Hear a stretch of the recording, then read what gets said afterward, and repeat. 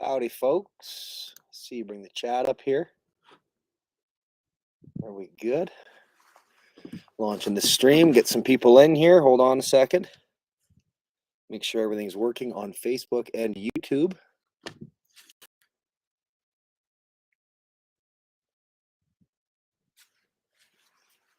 If you're in here now, leave a comment in the chat.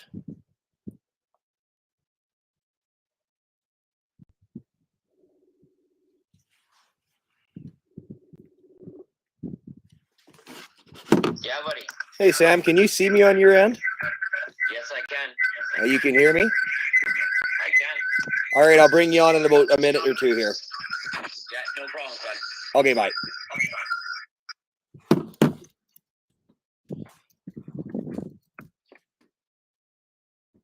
All right, we got some people in here. How is everybody today? How's the feed look? We got a good feed? Got a good feed? Does it look good? I'm outside. I'm trying a whole new thing out in my front yard here on my deck. Mountains in the background. You can't see them because they're blown out to shit. The highlights are just blown right out because I'm using my computer camera. But yeah, let me know how the feed looks, if it's smooth, if it's clear, if the audio is good. And then we will proceed to bringing Sam Field onto Tie Roaster's Garage. Live stream podcast interview. I don't know what this is. It's fun though. But yeah, so today we are having Sam Field on. Not all heroes wear capes. Some of them pack around a gigantic toolbox and a big old noggin full of knowledge. And this Sam feller just so happened to be the guy running around Ottawa fixing all the Sammies and helping guys out, just being a true patriot. So we're going to bring Sam on right now, and Sam and I are just going to have a chat, talk about some things and some stuff, hear some of his stories, and yeah, ladies and gentlemen, welcome Sam Field, otherwise known as Mechanic Sam. Hey, Sam. Good evening, Ty. How you How the doing, hell are buddy? you? I'm Good, doing you? great. I'm great. I'm trying to maintain composure at all costs. It's been busy. I can't say that it hasn't since we got back from our adventures in Ottawa, meeting with local people that supported us, and put out all the fires that were still burning when we did decide to leave in the end of January there. Man. But how have you been? I've been great. I've been awesome. Just trying to catch up with everything around home that I let slide for 2 months. Yeah. We have the shared love of the escapes, the 5-banger 5-speed escapes. I don't know how it ever worked out, but I hold mine dear to me as fuel prices increase. It's a great beater around. Keep the trucks parked as much as I can. I just got back from Calgary with my little shitbox escape there, ripping the gears. That's awesome. No, just a quick. I gotta say hello to your followers here. I've been chiming in every once in a while when I can get a free moment in the shop. I'll put you on, and you've got a lot of intelligent, passionate people that follow you. Seeing some of their comments come across, and their pride for being Canadian, and big shout out to you guys. You really are the glue that kind of holds us all together. Not a lot of people understand that even just by doing what you're doing right now and watching and listening to what we have to say and sharing our experiences, it's very important, because you get to take this back to your friends and family and be like, hey, I heard this from Karen. I know I made a difference, and I know you made a difference, and every single one of us out there that can keep rocking and rolling to expose these tyrannical retards that are at the helm of this ship. So we can do it together. Here's to you guys. I don't know. We got 8:35 here on a Sunday night in Annapolis Valley, Nova Scotia. it's been a weekend. We'll get into that, but yeah, we had our Easter dinner for the family last weekend with families all around. We everybody has to do what we did, so we had another Easter dinner this weekend, this evening. So everybody's got full tummies, and it was great to actually be with the entire family, and everybody. We had one nephew. I had one nephew just come back from Newfoundland. He's over there in college, and it was great to see him and hugs, and nobody was feeling that tension that we've all had over the last couple of years. So really, really good to do that, and I know that's good for the soul of all of us. So little hurdles, and yeah, man, it's really good. So. This weekend on Friday, Guy Meissner, my buddy there, he called me. He had some friends coming in. I guess the Bridges to Freedom Convoy, a group of them had been in contact with him and notified him that they'd be in Nova Scotia. So he invited him over for a barbecue, and when he got to his shop and realized that the back 40 was all full of mud and there was no way they could get them in there, he reached out to me, and I've got a pretty nice spot here. So we had the whole crew here for the last couple days, and what a bunch of amazing people. I mean, Ottawa literally rolled into my driveway honking and flags flying and professionalism and pride. And oh man, that it was really good for me. It was good for my family to kind of see why I came back the way I did.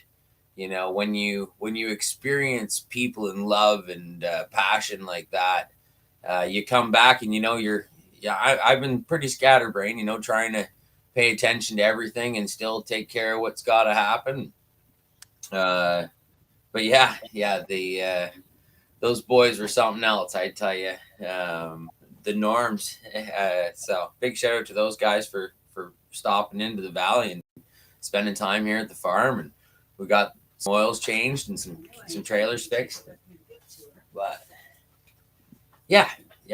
No, it was a hectic weekend, and I'm glad those guys they did what they did. They left Ottawa when we got yarded out of there, and they asked their group, and everybody went right to Victoria to drive across on their own dollar to prove this point that freedom is worth fighting, and to take care of our children. Drive across. For some people, in the commercial transport, it's nothing to put those kind of miles on, but for people that haven't left their towns ever to get in their vehicle. And Michael there, he's got his cat set up in his Toyota Tundra, and it's the cat's living better than we are. It's got a little air bed and its own scratching post, and cat had to come on tour. He had a point to prove and didn't want to let the cat miss out on the experience.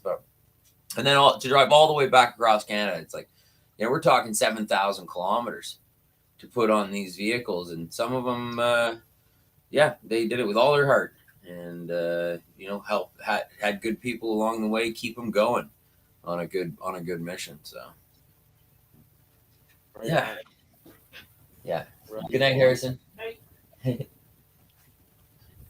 Yeah, my nephews were out back. They were taking care of. We had some varmints here on the property, so they've been making sure the raccoons aren't getting into the feed. So it's they enjoy it, and so do we. So I'm gonna hopefully if we get a raccoon, I'm gonna make another pair of gloves for my buddy Jake. Man, you got a big raccoon there on the weekend there, eh? As the beaver, man. Holy cow. Beaver, that's right, yeah. Yeah, they trapped a 50-pounder, and just having that kind of environment to be in, to see the excitement in their eyes, and they're like, "Can we hang it in the shop and skin it out?" And I was like, "Yeah, you can. Come on, pull the chain, fall over, and Harrison, he knows so much. He is passionate. He knows the proper cuts, how to treat the hides, and what to do with it all. And yeah, we're looking for some good recipes for some beaver roast in case he gets the next one. He wants to try eating it. And some of the guys here in the Bridges to Freedom Convoy, I think it was Michelle or anyways, one of them said it's very that he had eaten it before. And so yeah, I can't say it wasn't stinky. I don't know if he hit the gut sack or not, but I walked into the shop thereafter and I was like, you guys got to get this thing out of my shop. It stinks. Just reeks. It's gonna look. Yeah.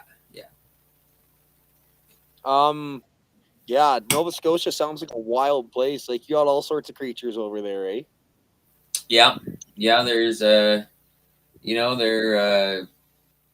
the forestries moved through and as the people back in the day, I mean, there were a lot of avid hunters here.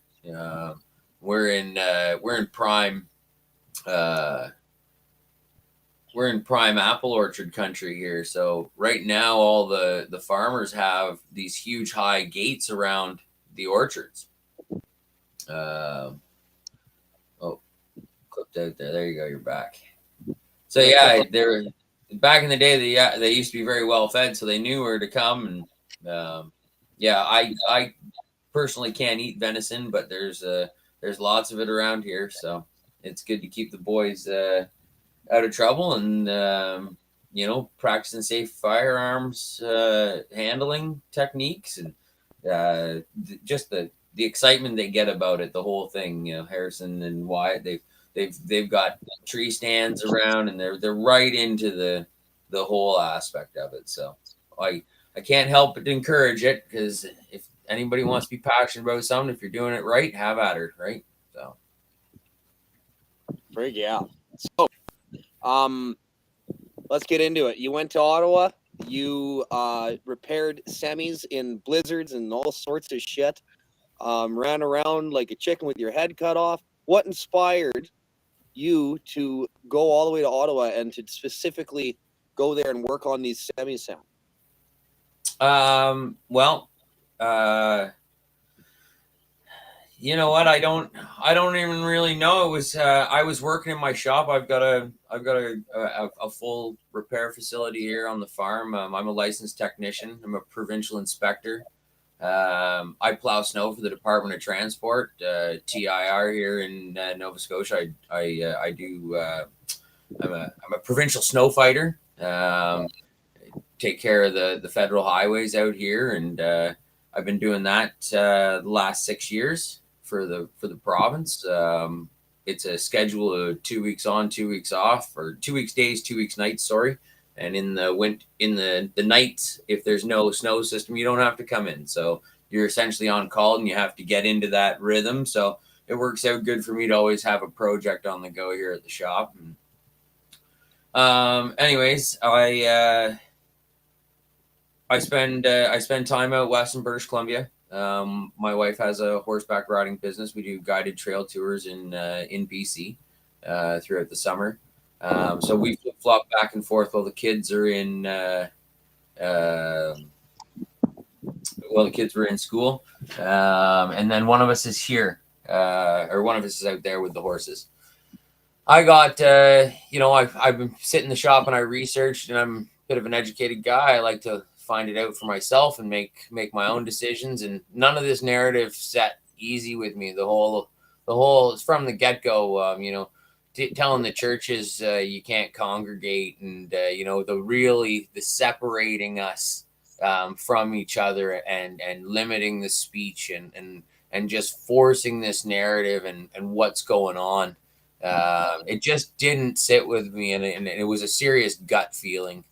So I told my wife, and she, as with everything, she's super supportive of everything I come up with and I do, and it's been good, it's been bad. So anyways, we went grocery shopping, and we were talking about it, and I was walking down the aisle at the superstore, and coming the other direction is a good friend of mine, a fellow mechanic. He owns a commercial repair facility here in town.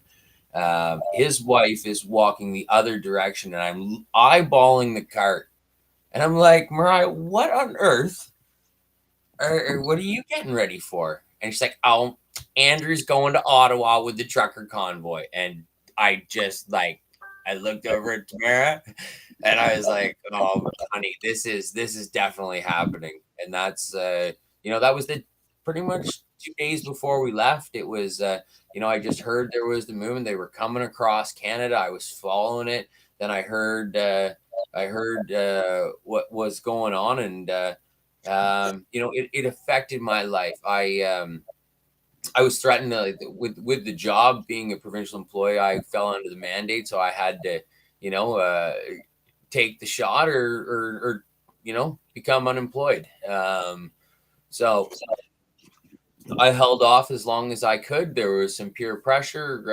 Definitely the domestic flight restrictions hit me hard. I was in British Columbia at our business out there. My wife and my daughter were here at the farm in Nova Scotia. I usually drive back home. Being in our industry, we're trying to slowly move and settle here in the Maritimes. So every year I buy a truck and drive across. So that wasn't absolutely out of the question. But if something happened on the road, I wouldn't have been able to fly. So October 4th, I get my shot, and I got sick. I got stupid sick. Spent 3 weeks in our camper with the horses. It was a couple weeks before my 40th birthday. My friends out there, they had hosted this marvelous party for me. I play a lot of music. I like to entertain. The people I play and sing with, they offered their house, and we had, and I was just still completely out of it. And it was, I knew right away that it was this sauce that had gone in me. And whether it was psychological or not, I was pretty pissed off, and it hit me hard. So regardless, even that didn't change the fact whether or not I could fly as the timing went, because I instantly refused and to further on with any of that. So you know what? I drive across Canada and I go through it all again. Pack your own lunches. You can go into certain stores, pay at the pump, drive through. Certain hotels were good. Certain hotels weren't good. Get to my folks' place and to my mom's place in Ontario, have a nice visit with them. And all along, I'm trying to communicate with my employer to find out if I have a job, do I get to serve my community this winter and keep them safe out on the highways and do the best I can to make sure they go to work and they come home to work and the school buses run. Like, that's why I like to drive truck. That's why I like to massacre snowflakes. It's a good job. It takes wit. You got to know how to manipulate the snow. You got to know what's going on underneath you. Like, that's not an easy job. So anyways, I like the job. We need money, can't work. And here I come back and they were like, no, if you can't tell us the day that you're going to get your next vaccination, you're fired, or sorry, you're on administrative leave without pay. So I'm perfectly comfortable with not working there. I have plenty of work at the farm. I have my own clientele here. Our uncle, he owns the corner shop that I do the provincial inspections out of. Like, there's plenty of work. I work for that job because I like it. It's crazy, the hours, but really you're doing a level of service for your community, and it's fine by me. It's hard on the family being on that switch shift, but we really pull together and make it happen together. So anyways, that all got threatened. And here I am working in the shop, and I got TV on, and I can't remember what I was watching, but I was just like, you know what? I have to do whatever I can do. And my heart just told me, you know what? This whole movement with the trucker rally is my life. I mean, I'm the son of a trucker. My old man was long haul owner operator. I mean, hard on numerous relationships on that fella. I feel for him for the love of the road. You know, out there thinking he's doing the best he can to provide for his family. You know, hooked on a certain amount of revenue generated. He owned his trucks. He was a company worker. You know, trying to figure out what worked best for him. I grew up in that passenger seat. I knew the I-90. I could read the map books and find out how to weasel through the cities. And I appreciate the potholes in Detroit and how you better stay out of them. So anyways, that way, my stepfather, he recently passed away. He was Mid-Ontario Mac Volvo's night foreman. Like, I know these industries. I was a maintenance manager for an adventure company out in Whistler once, you know, doing those school buses and understanding how, you know, everything has to work together in order to be safe and hammer down the road. So yeah, that was what really made me want to go to Ottawa and you know, and then the wheels just started turning. How am I getting there? What do I need? What's the weather going to be like?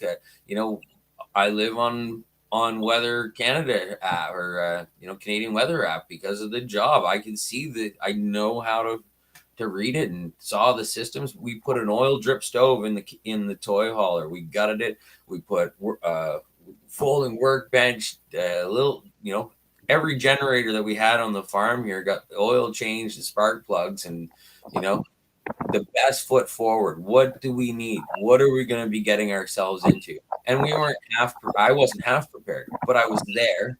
And then all these other guys came out of the woodwork, and you know, as the organizers knew me, and as the block leaders knew me, it was, you know, we had an S-bar Webasto specialist. You know, Terry came out from his business with his cube van, and that was week one. And he's like, I'm like, hey, I got a guy with an optic eye problem or this, and he's like, so he was really the one that. So back it up a bit, I suppose. Andrew Lutz, Lutz Equipment Rental, Mariah's husband, who owns the shop just down the road from me. He's got his own service truck.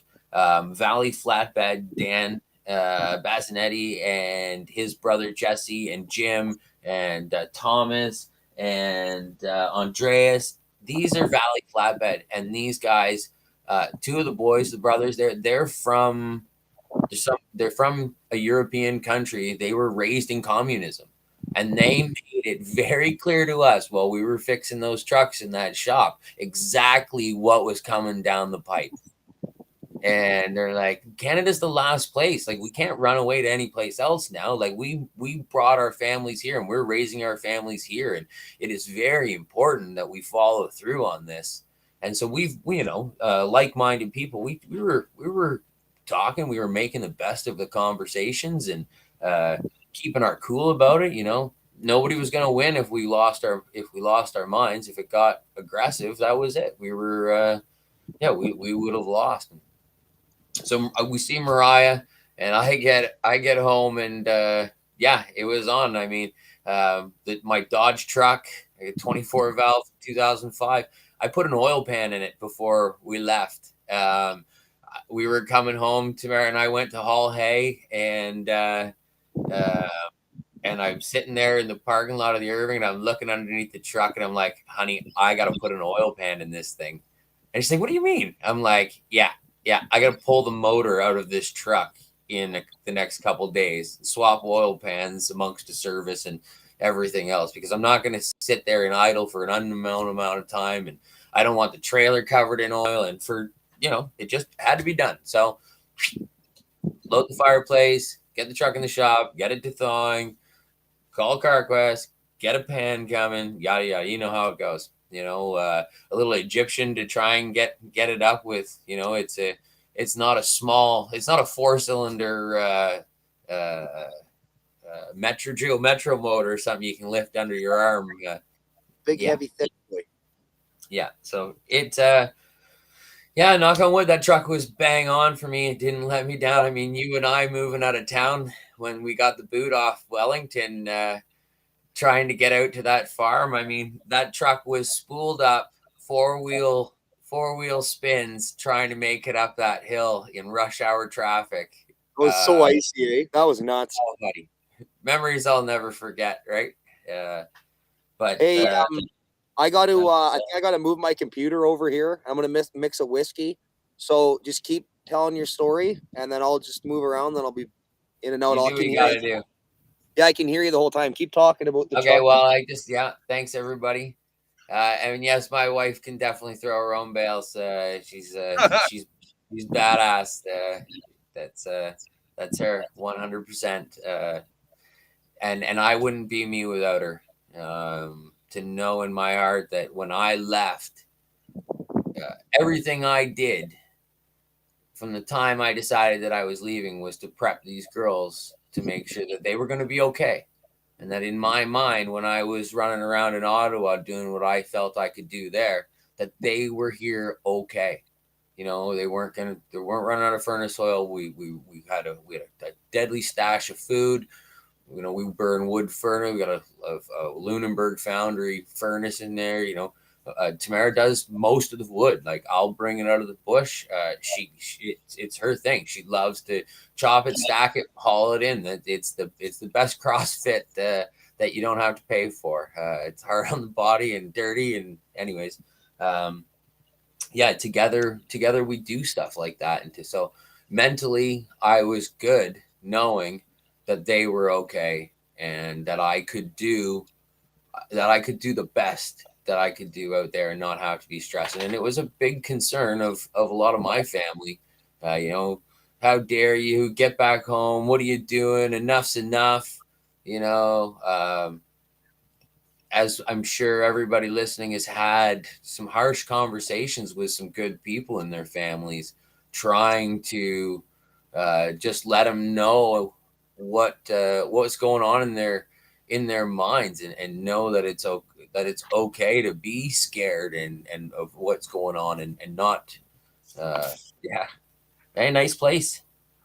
Yeah, looking good. You got the old stucco up there, perfect. Reindeer emblem is at the old 22 shot thing there. What was that? looks like something you shoot a 22 at hanging on your wall. Oh yeah, she'll be getting shot. Okay, we're still here. Okay, it's just the wind was getting a bit nuts out there. It started picking up, and the computer's blowing around everywhere. So I'm just gonna get a chair, mix a whiskey, and we're gonna get. Okay, well, go get your whiskey. Don't forget the ice.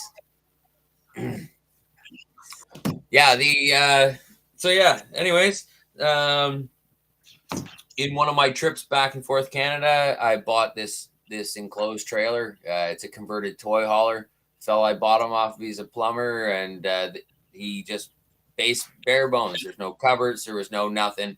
There was a tailgate on the back and a bed in the front with a toilet on it, and off we went. Right. So load the top box, the toolbox. Hello. Load the toolbox, generators, all the camping gear, enough rations for what I thought I would need to survive myself for however long I needed to, and not knowing, you know, begged, borrowed, and stole. Talked to some of my friends and my customers. Found a slip tank for some diesel. Hid it underneath the canopy of the truck. Yeah, it was awesome.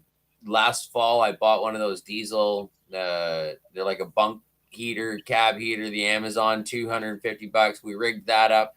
So all I wanted to make sure, I got frostbite pretty bad, and I just wanted to make sure that, you know, there was a spot that we could warm up, charge batteries, and get our mindset and go back out and tackle Ottawa again.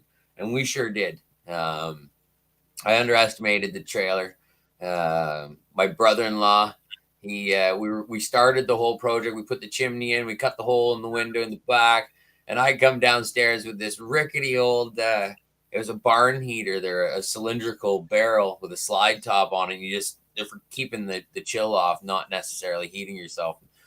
I was wound up. You know, sometimes I get on a mission and you're really, okay, don't worry about this. And let's focus on this. We'll worry about that there. And so I get on him like, oh, well, let's just Princess Auto. We'll get one of these little wall tent heaters. And he's like, where are you going to find wood downtown Ottawa? And I was like, yeah. That's a really good question. Where on earth am I going to find wood? Cheers, brother. Das Boot. I got the Das Boot. Das Boot. It's all about the twist. That's nice. Twist on the timing. Oh, yeah. So, yeah.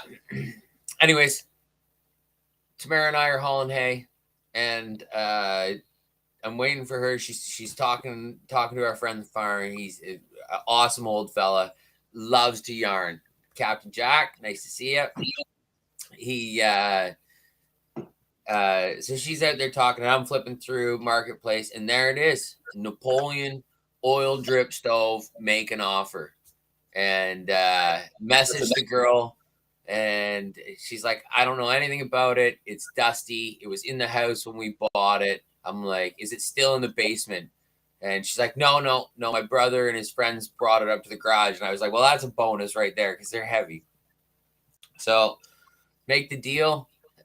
Take the load of hay. We ended up balancing it on the fender and in amongst the round bales. And, you know, naturally, you never have enough straps for what you need to do all the time. But we got it home, and oh man, I can't even remember. It was pandalarium the last couple bits because so the Valley Transport boys and Andrew with his service truck, they were leaving. I think they left. They were planning on pulling out at around 7:00, and it was, you know, I was just putting oil back in the engine at 5:00, and then had to make sure the insurance was good and the tires were good and da.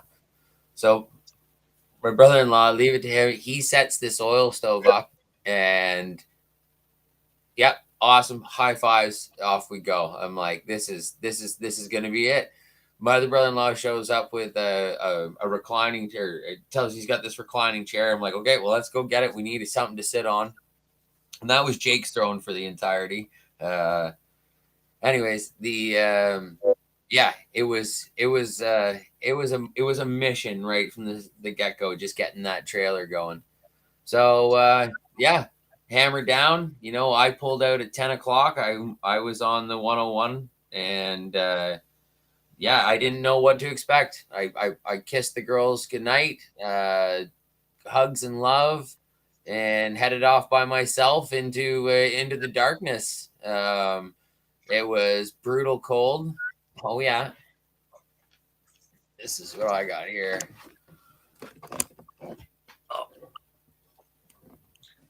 Oh, you got an orange pup too. Hazel. She eats her bed, if you could tell. I got two of them. I got another one over here. You got two orange pups. Say hi, Star. That's Western Star right there. That's his name. That's her name, yeah.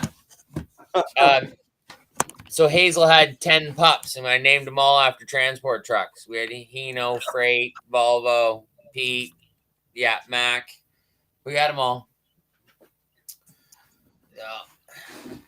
So anyways, I hammered down and left Ellsford and jumped on the highway. 6:00 the next morning, I pulled into Woodstock, New Brunswick in a snowstorm, -25, and I met Guy and Mike Jameson. And Guy was sleeping over the wheel of his Mac, and Mike was parked beside him, and I knew Guy from town. Him and I met at a 4x4 race 10 years prior, and that was about it. You know, I knew of him, didn't really know. I knew what he was about, and I knew he was a bit of a wild man, but it was a good guy to meet up with. And the three of us, we stuck together, and we had some breakdowns on the way in. You know, we had air leaks and blower motors and headlights and flat tires, and we ended up meeting up with everybody in at her. They stopped in Montreal to get fuel, and I kept cruising through, and you know,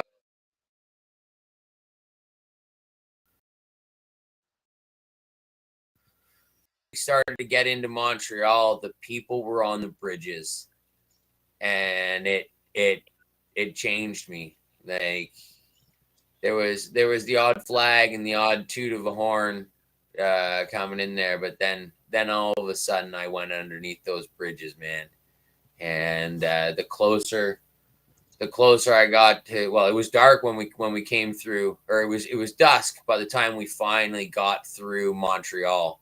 And there's a pair of, we stopped to fix guys' headlights, and we got them fixed, and these little Filipino ladies showed up, flat tire, like shredded on a Toyota Corolla. And they're like, no English, trying to use a translator. And I'm asking her, I'm like, is there a spare tire in the car? And she's like, no spare tire, no spare tire. And I'm like, okay. I was like, Mike, we have to let this woman convince me to look in the trunk, because I feel there's a spare tire in this car. Like, there must be a spare tire in this car. And so Mike works his magic, and essentially, yep, we find the spare tire, change the tire, get them on their way. They needed to fuel up, so I'm like, I'm gonna meet you at Herb's, because all the rest of the Valley boys were there. I was texting with Andrew; they had made it in good. We had made it to. They had made it to Herb's, so I'm driving through the night, and I'm talking to my dad on the phone, and he is pissed. And then, like I said, commercial long haul owner operator. This is his world, and he just can't understand for the life of him why I am pissing off these people, and I'm acting. We there were some names called for sure, and I was just like, Dad, and you don't understand. Like, you're on the CBC, you're not paying attention to it all. Like, you're smarter than this. Take what they're telling you. Take what you're reading, put it all together in a mix, make it up for yourself, and you'll find that it's not what they're telling us.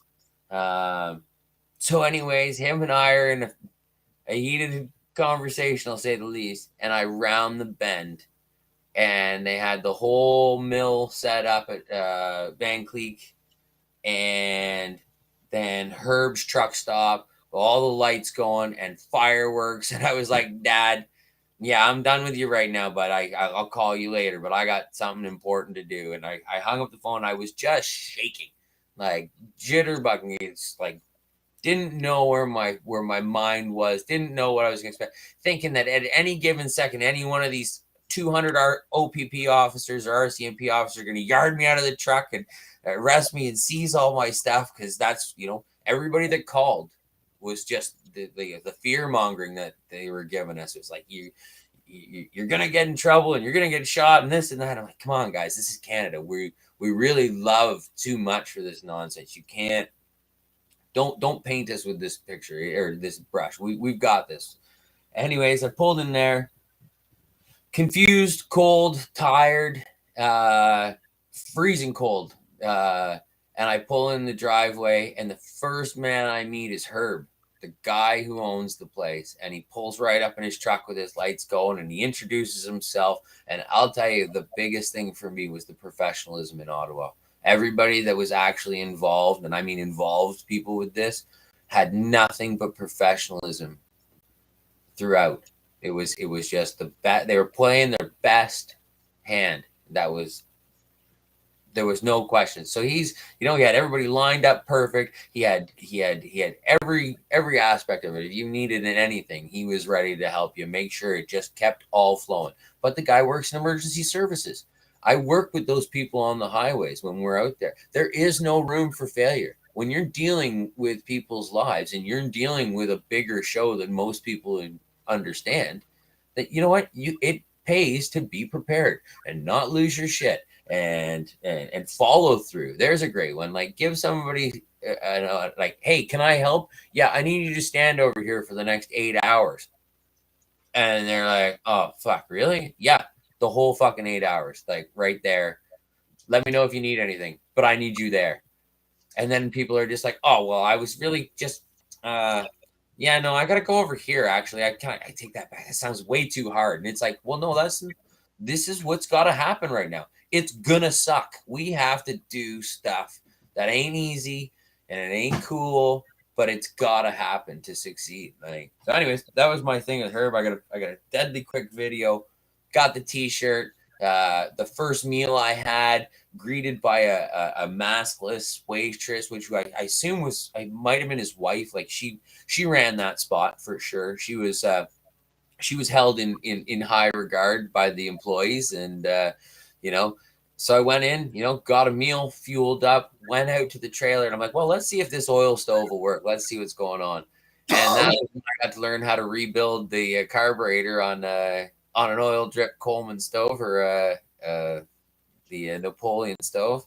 So an hour later, we finally got her lit and all cleaned out, and yeah, and that was the beginning for me. I got that going. The stove started to light. The trailer started to take heat. I was able to unpack and set up a bit. Went in there, had a meal.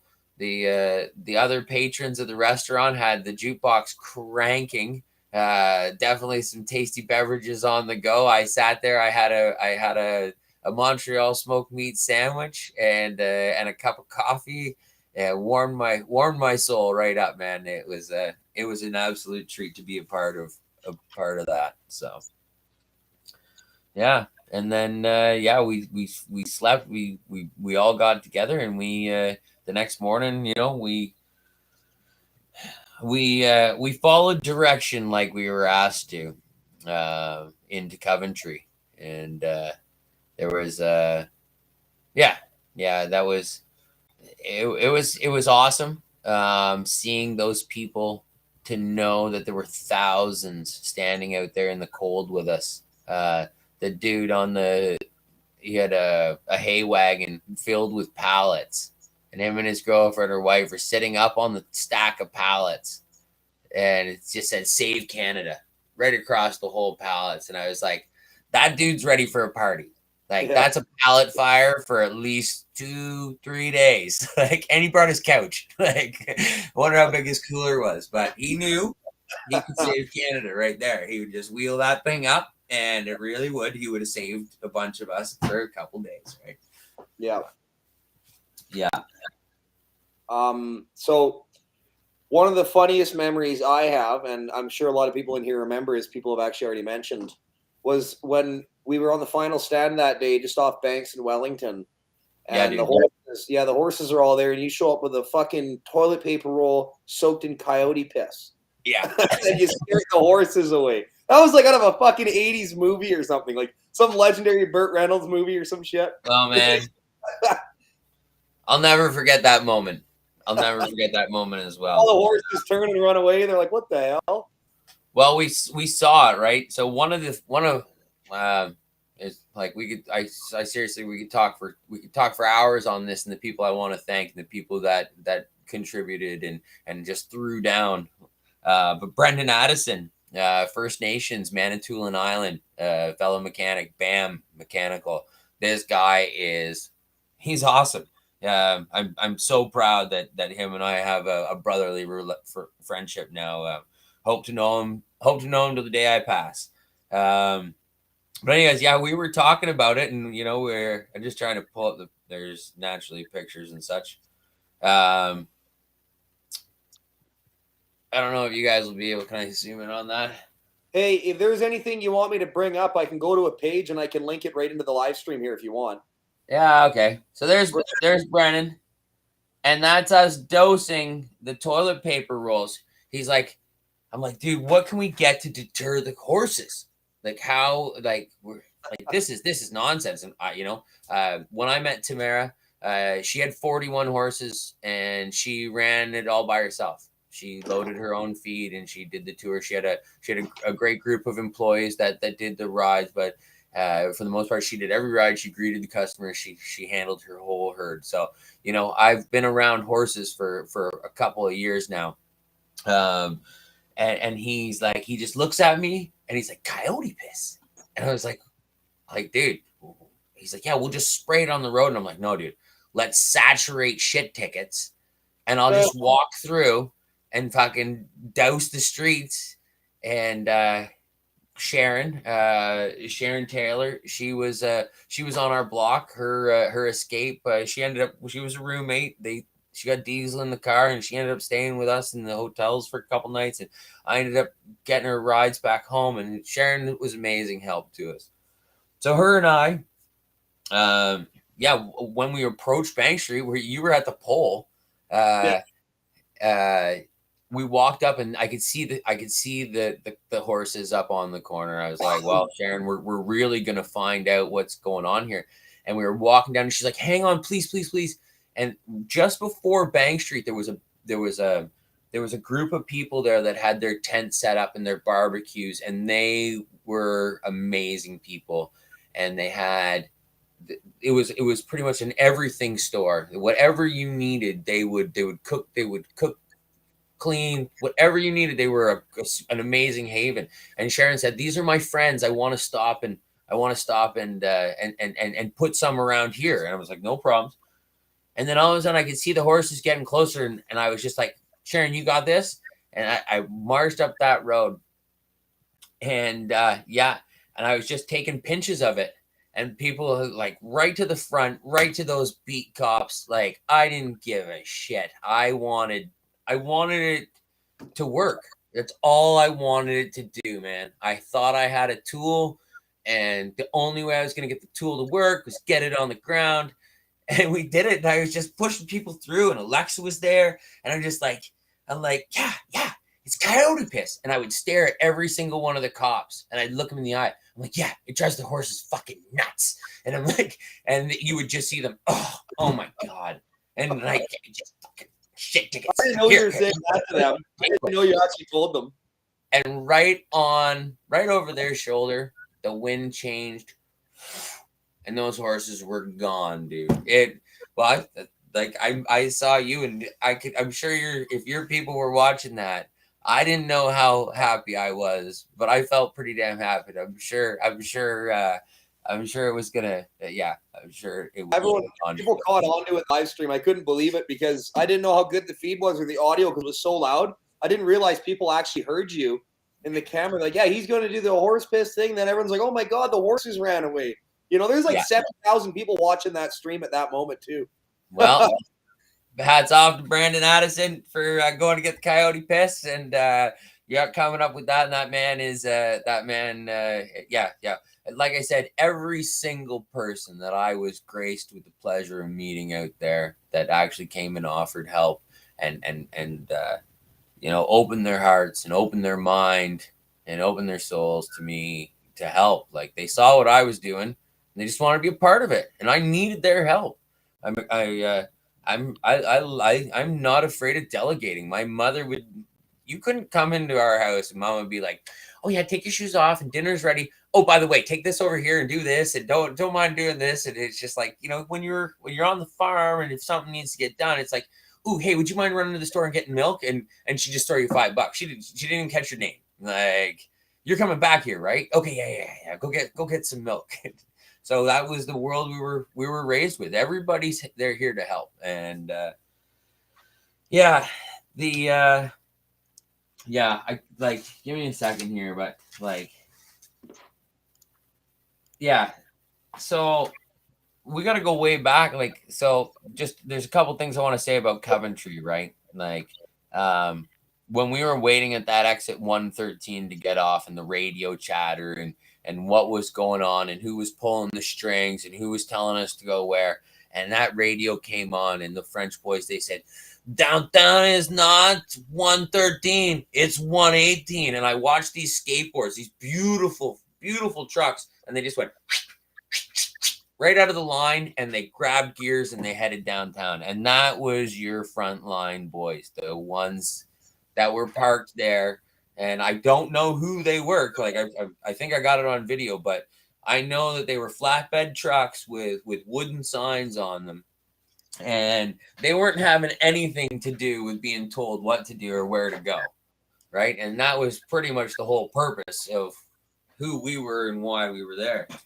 So, anyways, we discussed in our group. We're like, no, we'll go to Coventry and we'll sit there and we'll do this and we'll get ourselves regrouped and settle in.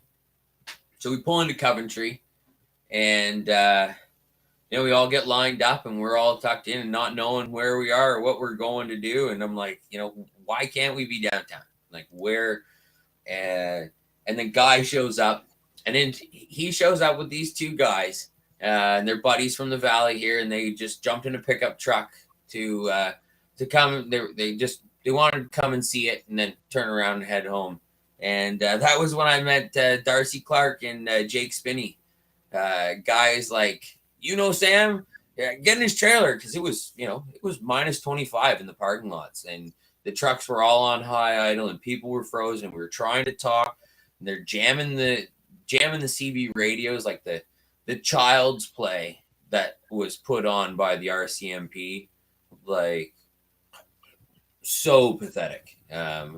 We sat there. I pulled my CB out of the truck. We set it up in the camper just so we could try and talk to people, see if we can get out of town, see if we can relay. We couldn't talk across the parking lot. And then they'd put this digital air raid on. And then there's this stupid propagandist. Like it was I don't know what the language was or the accent was, but there was this stupid loop that would go on every time you would key the mic. And then this is when, we knew we were under total surveillance and our phones being funky and yada, yada, yada. So guys, like, this is not downtown. This is not why I came here. He's like, we're making a plan. And Andrew and Dan, they're like, yeah, we're gone. And they jumped in the service truck and they went downtown and they found us a back road that we were just able to drive right through Chinatown. Boom. And we pulled right in the backside of Wellington. And so Mike and Guy were the first trucks at Sussex and Rideau. And we were the last trucks because we figured, look, if anything happens, at least one of us can get to the middle at any given time. And it was on from there, really. 4 a.m. We knew shift change was at 5. We all rallied out at this Ultramar station that wasn't far, and we rolled in. Literally, cruisers heading one way, and we were driving in the other way down one-way streets. And this was before the state of emergency, so the roads weren't blocked with cinder blocks and concrete blocks. It was just snow plows and loader operators and people, cops waving, hey guys, how's it going? And until they changed it to that state of emergency, then it was like, oh no, we're bringing in these concrete barricades, and you guys aren't going anywhere, in or out. And anyways, it was pretty nuts. But yeah, the coyote piss, man, that was worth it. It was I'm glad that worked. The town, we got into Wellington Street. For the entirety, I was the last person until you got to the jam or the S jam. For the first couple days, if my phone rang and it was a truck, a truck driver or an RV or a camper or a car, anything from a flat tire to a boost, we would just get in Andrew's service truck, turn the lights on, go to the barricade, tell the cops who I was, what we were doing, where we were going. They'd back the cruisers out. Boom, we'd go make the repair. We were on the S jam the first morning. We did 3 repairs. Like, we went there for an oil leak on a Pete, and the other guy's like, oh, well, why this and that? And so Andrew's fixing that. I go over to this International, the bunk heater exhaust tubes coming out of the floor, and it's rotted off right there. So, Buddy would have asphyxiated. If the wind wasn't right and shit wasn't good, it was like, oh, hey, hang on a second. Get the tools out, little twist, little this. Ended up shooting it out the other directions because, we didn't have any of that pipe at the time, but we knew if it stayed the way it was, so yeah, it was a beautiful relationship for the first couple of days with the city of Ottawa. Like, before they got this mindset to fuck us up, or piss in our cornflakes, they were pretty good. We were really sad when we were talking to the same officers on the same corner, being like, what the fuck gives? Like, we got to go out here. Like, I got a guy, he's leaking coolant over here. They're like, yep, he can call somebody else. We're not moving anymore. You're not going this way. And it's like, you know what? That's a dick move. So yeah, that was pretty much, there's the beginning of us on Wellington for the first week. Yeah,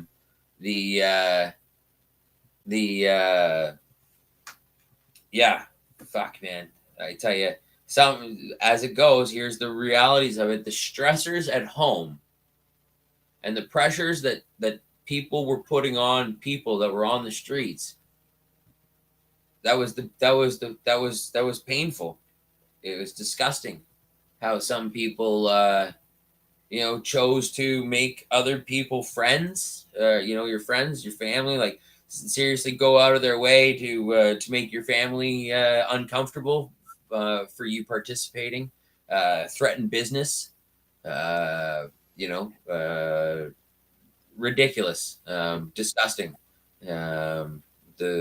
The one meme there, if standing up for the rights of your children burns a bridge, I have matches and we ride at dawn. It's like, at a certain point, unfortunately, you know what, you got to burn a bridge, and it's not that, it's not that you want to let people shit on you. When you're a good hard work, you have to do what's right. And when somebody a dick for the couple days there, for the first couple stressors, a lot of those guys are putting tens of thousands off in lost revenue. So none of the drivers, none of the Valley boys, they lost revenue. They had threatened contracts, and they stuck it out. Jim stayed an extra week. He told Danny, he's like, nope.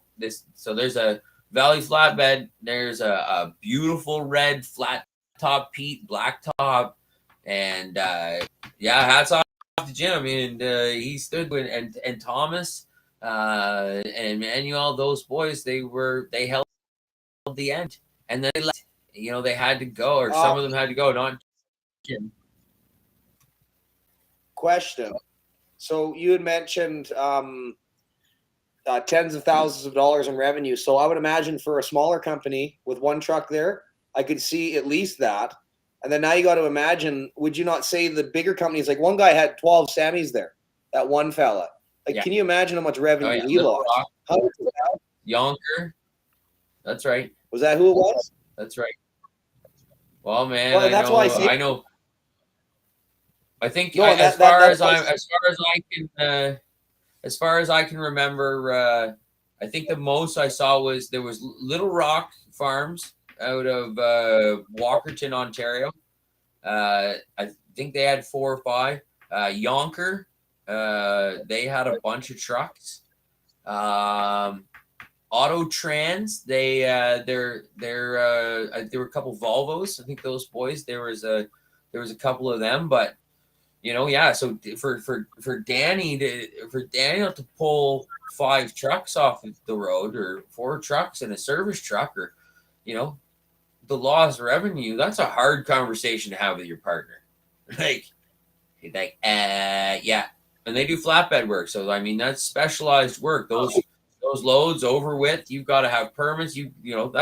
That's big business. So anyways, yeah, they set it off right for me. Andrew and I, that it was essentially when I got there and we got unloaded, it was him and I, and we walked the streets. I mean, on the first day, there's a picture. Guy called me from the other end. He's like, I need a Nova Scotia flag, and we're like, okay. And he's like, yeah. He's like, I need a flagpole too. I'm like, okay, yeah, this is okay. Well, let's see what we can do.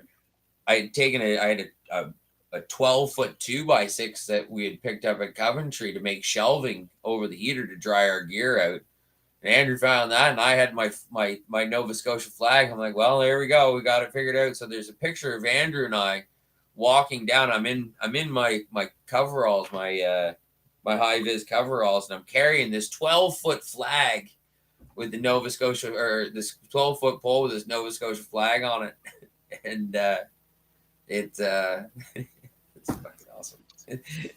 The yeah, and yeah, right away, you know, trucks regen, DEF fluid problems, coolant leaks, all this idle time. Some of these trucks just came off the road, right? Some of them were missing out on their oil changes or general service, or, you know, some of the guys, they didn't have a lot of money to put into these trucks, and they were LTL trucks. They weren't normally off the road more than a couple days, right? So yeah, they went straight from work into going out there, and yeah, God, how many people, trucks you repaired while you were there?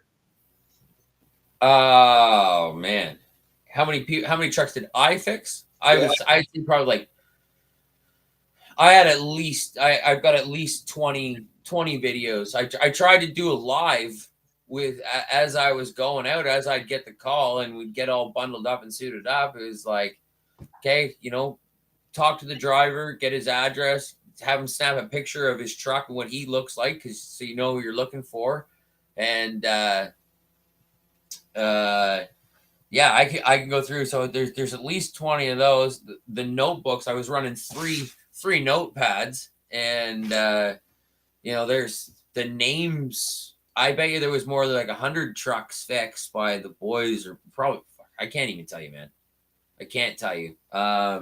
Like, what do we got? Brian, Nick, John, Brennan, Rob, Kevin and Darren. I did actually meet Darren at the end, a Jamaican buddy from I think he was from Scarborough or Brampton. He brought his service truck up and his buddy to run his second service truck pro bono for 2 weekends. On the first weekend, he came in. He's like, he just called me because, you know, there was, I don't know who was giving my number out, but whether it was Leanne or at the Arc or whoever it was, these guys they came to me. They're like, this is where we're parked. These are the tools I have. So I had guys that had full diagnostic equipment. Kevin from Alberta, I never even met him. Reverend Kevin to you. Boom. Reverend Kevin? All right, well. Reverend Kevin. Broke his drive shaft because what he did was No, not that Kevin. Oh, okay. I know Reverend Kevin. Yeah, I got broken parts of his. Oh, yeah, the saviors, eh? Yeah. Yeah. No, there's a guy that runs a performance shop. Anyways, right at the get-go, I get this phone call. It's like, hey, Sam, I go, you know, Kevin, I do this. He says, tomorrow morning, go to Ottawa, Kenworth, talk to Jack in sales. He's a buddy of a buddy, and he's got something for you. Go there. Rack of batteries, diesel treatment, anything I needed. I called him one morning. He's like, we were having a regen problem, and he's like, look, I'm sending you a whole new laptop with all the plugins and all the diagnostic software, and it's being expedited to Kenworth. I'll call you when it's there. And he's like, I want it back when we're done. And I'm like, yeah, it's like probably $5,000-$6,000 for the software and a power book. I'm sure you would. But he didn't care. Like, he didn't care. He knew he had the tool to help fix the job, and he was sending it to me because he knew I didn't have that tool. And then as it was, you know, the boys, there were, you know, like I said, I had diesel heater specialists.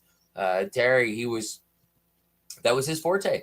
And I would just relay the information. I'd send it where they were, the kind of the truck, the VIN number. I would order the parts. Joe and Sabrina, Taxi Joe.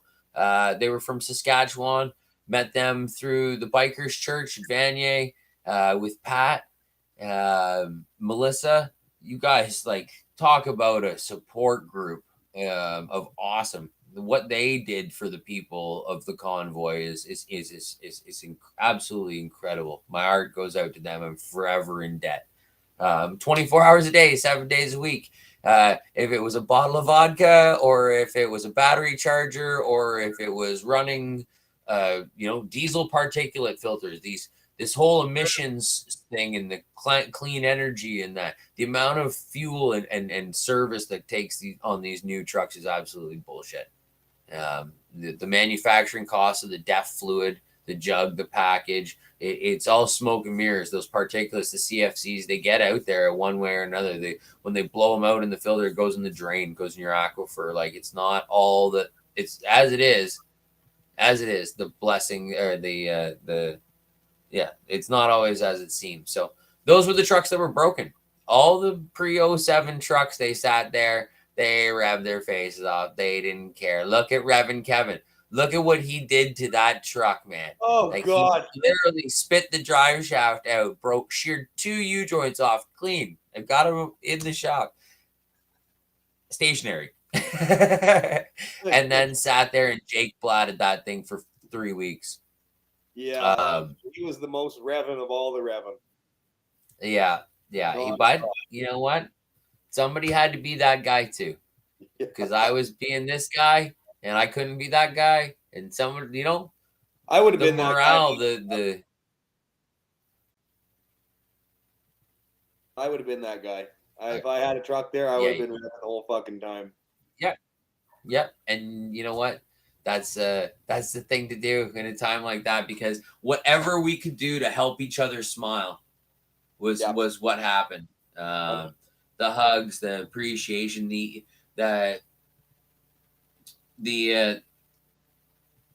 Eastern Quarter, the European ladies, the seniors, the little Polish ladies coming up with Ziploc bags full of fresh cut veggies and meats and cheese and little cups with a lid on it with homemade chili in the cooler, and their sons were towing the coolers.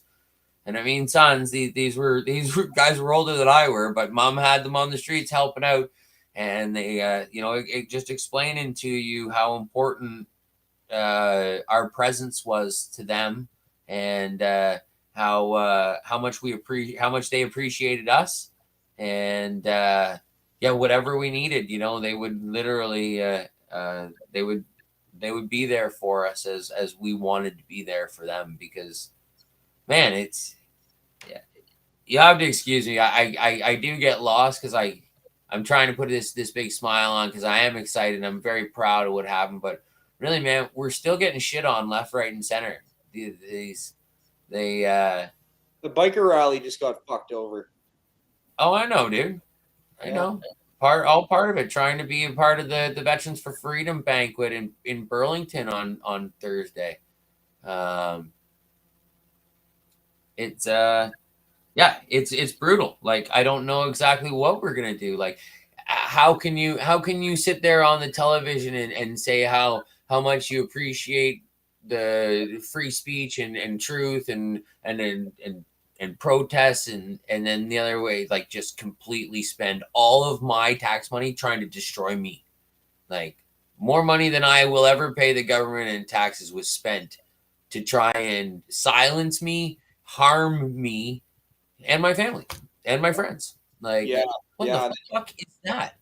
Well, then you see Trudeau get up there and, and this is intentional, obviously. This is more divisive rhetoric from him, but he goes up there and he talks about the rise of authoritarianism and how we have to fight it. And, oh my, exactly. Democracy this, democracy that. It's like, dude, you're literally like... Anybody in any normal situation, if this was a job site and somebody came on and started throwing bullshit like that at you, he'd get punched in the fucking face for being a liar. Yeah. Like, you cannot lie to anybody. Like, well, you can do whatever you want, but repercussions, man. Repercussions. So anyways, it's we had a rally last weekend in Halifax, took the truck and trailer down. Jeff Fulton and I, Guy was there, Mike was there. There was a bunch of guys, awesome people from New Brunswick showed up with their big trucks. We had a stage, we had a setup. It went great, it went great. We walked around town. The sergeant that was in control for the Halifax Police Department, because I was an organizer-ish of this thing, and, I'm a people person. I love to talk. I want to get in there. I want to make sure it flows perfect for everybody, right? The talk that he's like, hey, just Sam, he's like, before you leave today, he's like, would you mind coming? And I just want to have a little debrief. And You know, I want to let you know how I think it went, and I want to know how you think it went. So we did exactly that, and he's got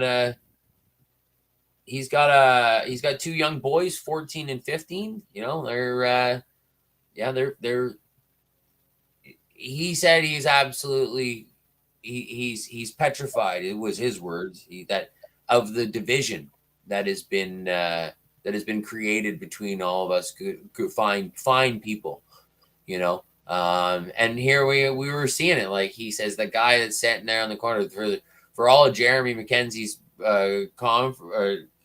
speech there, this guy's sitting over on the thing, you just screaming at crackheads, like well dressed, but he spent the whole fucking day there. Just what it was.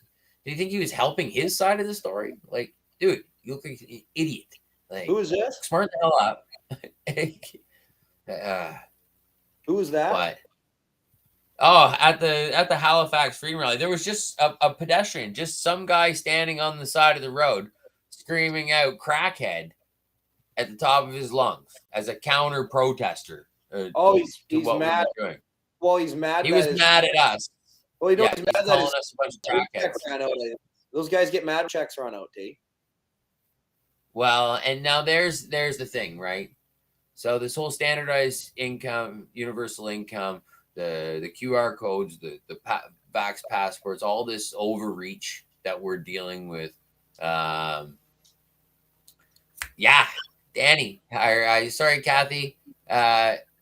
Danny, he's fucking amazing. Thank you for standing on that stage and playing music with me that night. I'll get back to that, but just I saw that cruise through there, and that was another moment for me, standing up there and seeing all your beautiful faces, and me being able to play my country trucker tunes to you guys. It was crazy. It was crazy, and that was the moment I met Pat King and saw his true colors. I don't know whatever's going to become of that, but I don't have anything nice to say. So Mama says you don't say nothing at all. So yeah, I forget what we were talking about, but Danny, he was awesome. I can't wait to play. I can't wait to play music with him next time I'm in Ottawa, and it might be as soon as possible. But we were talking about the CERB and then the government, the basic income. Yes, the tyrannical overreach of our government and the fucking trespass on we the people. You might want to picture the sunlight there. Hey, no, I know it's hard to say, but right now, anybody that took, like, I didn't take the CERB, and I don't blame anybody that did take the CERB. That's what it was there for, to help people out that really needed it in the time. But you know, a lot of people are sitting at home right now waiting for the next handout. Like they're really needing this money, right? And it's if they sugarcoat this standardized income as a CERB style, like, yeah, you'll have nothing. We're just gonna give you an X amount every year, and you're gonna do exactly what we say, or else we won't give you that. Well, it's hard for me to not pay attention to. And my one brother here, he's like, what do you mean? I'm like, yeah, dude, those guys sitting up there, the ones that are chirping at me on Facebook and calling me an idiot and this and that, I'm like, they're all unemployed, they're on CERB, like they were, and now they're doing nothing. Here, you know, there's a lot of us that are still working very hard, if not harder, and the fact that they can't get their heads out of their ass to go and go, okay, you can't do what you used to do anymore. That's fine. That industry shifted. You know, everybody has to bend. You have to mold. You have to work. So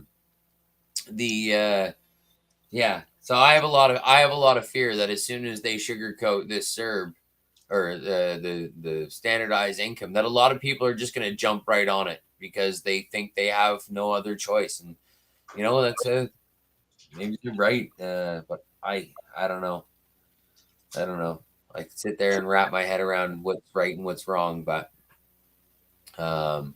just all I keep doing is It's just working and keeping focused and staying around good, positive people, and trying not to freak out and play the game of chess. That's right. Yeah, it's strategic all the way through. Our emotions on the streets. 3 a.m. fixing trucks and you're frozen cold. You got to do what you got to do. And that's what we did. We did the best we could with what we had. And I underestimated the power of the people who were surrounding me in Ottawa. Every one of those people, freaking awesome.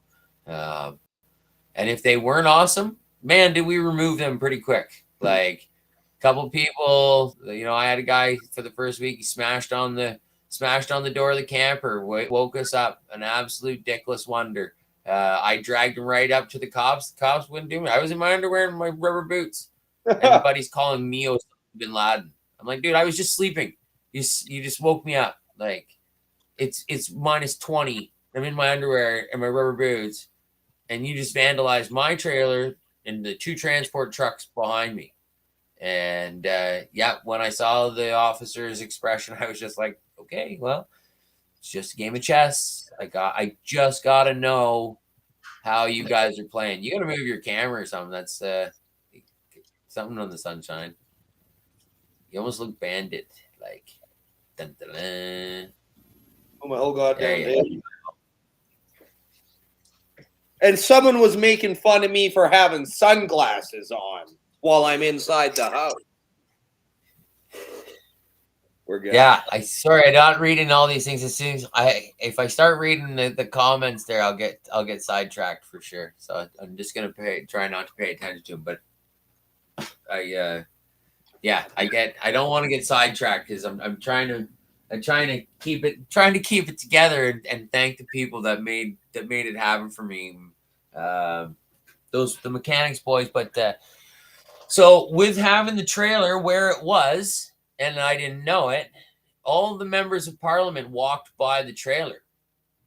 That the ones that lived in town, that within walking distance. So I met numerous actual ring-bearing members of parliament, and I approached them. I knew who they were. I researched and investigated and did a little digging, so I had something intelligent to say when I met them again. But Gerald was one of the most engaging.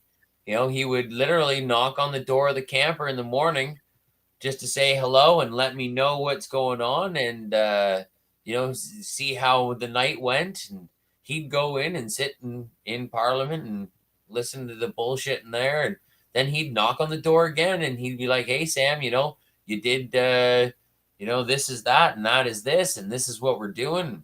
And then that was the night that they took the Ambassador Bridge. He came to me and he's like, you guys fucked up. He's like, it's over. You guys fucked up. You shouldn't have done that. You shouldn't have done that. And I'm like, Gerald, I didn't do any of that. Like, you guys weren't listening. We have been here. The Prime Minister knew we were well on our way. Not a problem to get in touch with anybody as why we wanted to go to Ottawa or why we were there. And he's sitting there telling me it was those in Ottawa's fault for blocking the goods and services. And I says, at $400 million a day, it sounds like we got right into the country club, didn't we, Gerald? Like, we just right through the back door and we came in and we rattled the fucking cages at the country club. All of a sudden, all those big wigs that are really pulling the strings couldn't get their latte or their gear. I know they blamed it on the auto sector, but what a crock of shit that was. Yeah. Like, those boys have been out of work for fucking weeks. Yeah. Like, I'm in this industry. I know what parts I can get and I know what parts I can't get. I know what parts are back ordered. I know what manufacturers have been delivering. I know what manufacturers haven't been delivering. I know which transportation companies have employees that can get you those trucks and can get you those freight. Like, so for them to sit there and peg that on us, it was like, no, that was just, we had to politely smash a window or something to get you guys to understand that we're sitting outside your door and we really want to talk to you. Honk, honk. We went through that that grace period of no honking. Um, And they still didn't fucking pay attention. I just want to thank Cinnamon Hot for the $5 super chat donation. Really appreciate that. Oh, Thank you very much. And Cinnamon hot. hot. There you go. Hot. Right. Thank you so much. Yeah. So anyways, yeah. And that's another thing too. Like I can say a couple of things about the convoy that was here. The people that are still out there passionately battling. Okay. I was talking to Alexa. She did that Alexa Lavote, the Rebel News. Her and I met out there. Same thing. Cruising back and forth. Hey, yeah. You need help? No, yeah. Hey, yeah. Oh, yeah. What do you think here? What do you think here? And she's like, Sam, if you see anything out there that's newsworthy, call me. She's like, if you know anybody, call me. So, anyway, she did she was doing a thing on the douchebag that was. I heard the original ad, and he was out there saying he put $13,000 out feeding people, and he wanted this, and he wasn't doing this, and the guy was a complete scam artist. Like, yeah, I heard his initial thing, and I felt it in my gut. I'm like, that guy was like, this is bullshit. I don't want to be anything to do with this. If these people are jumping on our fucking bandwagon, because that's not. Nobody asked anybody to go there. Nobody was expecting to get paid to go there. Nobody was expecting to get reimbursed. And the fact that there's still millions of dollars in Doug Downey's fucking control in Ontario, it's a soft spot for me because we grew up 3 doors away from each other. Like the deputy minister, or no, whatever he's, oh man. Ontario's Justice of the Peace? No, what is he? Anyways, yeah, it'll come to me in a second now that I'm not thinking about it. But anyways, yeah, one of my brother's best friends is the fellow that actually made that decision to seize the Give, Send, Go money, and it is in control of the Ontario government, and that just drives me fucking berserk because, I did put money out on my own credit card, and I had to have a very strong conversation with my wife as to why those charges were on my card when I was already doing what I was doing. And but you know what? Those companies, Donnelly Farms, everybody that I went back to and was like, hey, I put a $600 knock sensor on your Freightliner, and I know it still got impounded and they smashed the window out of it, but I gave the police officers your license plate and the driver's number and told them that driver wanted to get out of the red zone. So guess what? No fines, no problems. They fucking got the truck back, and just like that, like just that little bit of forethought. So every truck that was broke down that we couldn't get out of the red zone, every officer on the corner had the information, and every one of those drivers didn't have the same hurdles as the guys that were dragged out of their trucks, right? So there was a little bit of love there, but I'm still not going to start praising them because they're the guys that know right and wrong, and they've sworn an oath to protect us and grant us free pass. And it's really one thing to say that you're with the people, but when you're sitting there still shitting on us and not representing Canada or the uniform like you should, it makes me sick. It's not. It's smoke and mirrors. It's pretty disgusting, but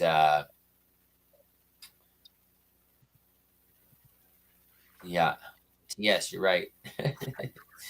Yeah. So while I got you guys for a second here, Chris and Diane Kennedy, they run a farm store. You know them. I know you know them, Tanner. They threw down. They showed up in their bus. They were right there. Literally bags of Floor Dry, gloves, food, Diane, the food, like chafing dishes, their buddies. There was Tyler, Ryan, and Colin. I know there was a couple more boys in here. They moved 10,000 liters of diesel fuel in a day and a half by hand. Wow. They were in the trailer when we got the call that we weren't allowed to haul fuel anymore. And Tyler showed up. He had a speed pump, a tidy tank and a speed pump in his truck. And he did hot laps to the concrete wall, and they were filling up these. They had two trucks with tidy tanks on one side of the concrete wall, and then they had his truck doing high speed laps, filling up them, and then the people with the jerry cans were fueling out of his. And I know this was just us on Bay Street, like this was us at the far end, and I know there were guys doing the same thing all over town because everybody's truck was getting fueled. And when he came to me and like, who paid for that fuel? I don't fucking know. I know that 10,000 liters of fuel went through those tanks. Not GoFundMe. Not GoFundMe. And you think he's asking for it? He doesn't give a fuck. Because you know what? It's all worth it. If we lose this war, we're fucked. Yeah. Like, none of this makes a difference. Your pontoon boat, your Netflix account, none of it is worth shit. Or I don't know, maybe they'll recycle the boat for aluminum, or I don't know. But right now, man, yeah. So, you know, I'm still I got my one shot. I got sick. I'm still not vaccinated to the fullest potential, and I never will be. I knew I was just trying to you know, do what a lot of other people did and just appease the family. You know, do your ass. Just stop being such a fucking pain in the ass. And so I tried, and you know what? It didn't fucking work. And so I can't fly. And we're about to open our business. You know, May 20th. Savara's in full, supposedly, and hopefully we'll have staff again this year. And you know, hopefully we'll have the Whistler will have a tourist season, and hopefully the horses get out and do it. But I have to drive. I'm about to drive across Canada again, and at $2 a fucking liter plus, it's a different game, right? Like literally, gotta be careful all the way through. And you know, the bridge convoy here, the bridge Freedom Convoy that was just here. I see it, man. Like those are hard kilometers. And I bet you they put 12 to 14,000 kilometers on those cars since they left Ottawa. And that's a lot of fuel. It's a lot of hotel. And yeah. So that's what I'm about to do. So I'll be out to see you. I'll be sitting in that kitchen, probably crushing some beers with you in probably about a week and a half or maybe 2 weeks. Depends on how long Mom holds me in Ontario for. But we big shout out to the Pemberton Off-Road Rebels. First long weekend in June. We're having a big 4x4 race. It's in between Pemberton and Whistler. We call it Redneck Row. I was president of that club for 8 years. And yeah, if anybody's in the Vancouver, Whistler, Pemberton area, well, if you guys are in that area, you already know about it, I promise. But it is and will be a show to be seen. So yeah.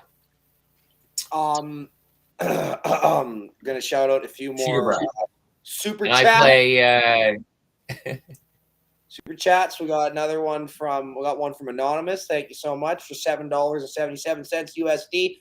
Another cinnamon hot $5 USD. And then we got Jay's Canadian Garage over here. Hey from Windsor, Ontario. Awesome job, buddy. Peace and love. Thanks, man. Awesome.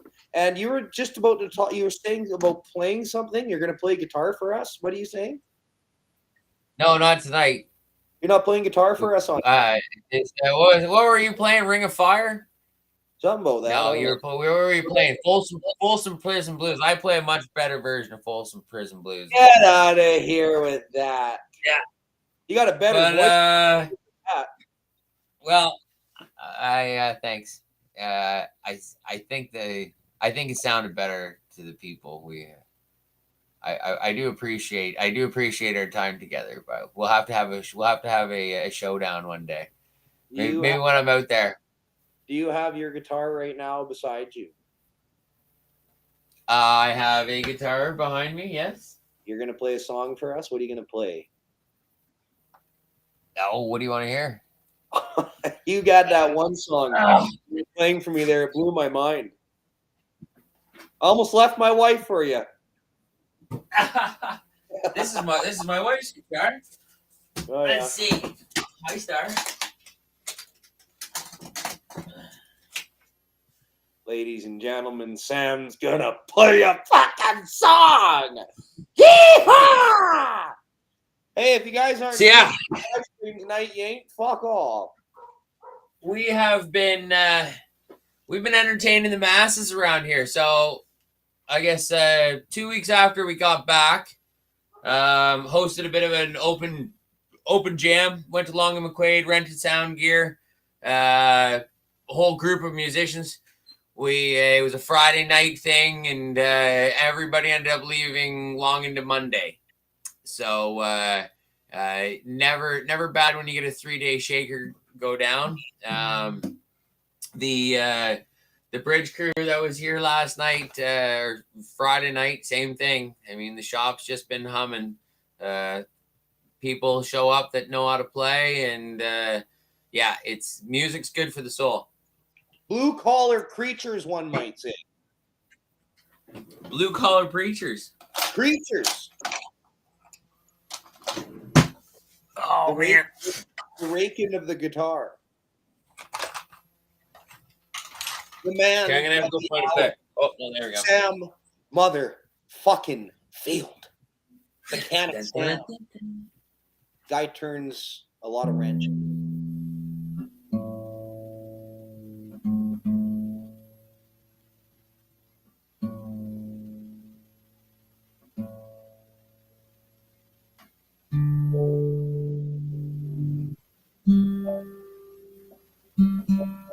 It's been a while here. This beautiful sounding guitar.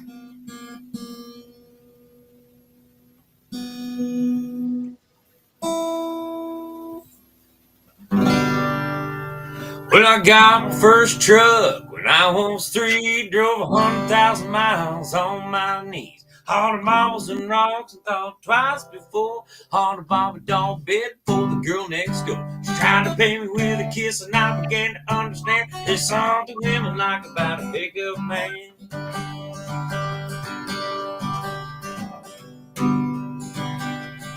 When I turned 16, I saved a few $100. My first car was a pickup truck. I was cruising the town, and the first girl I seen was Bobby Joe Gentry, the homecoming queen.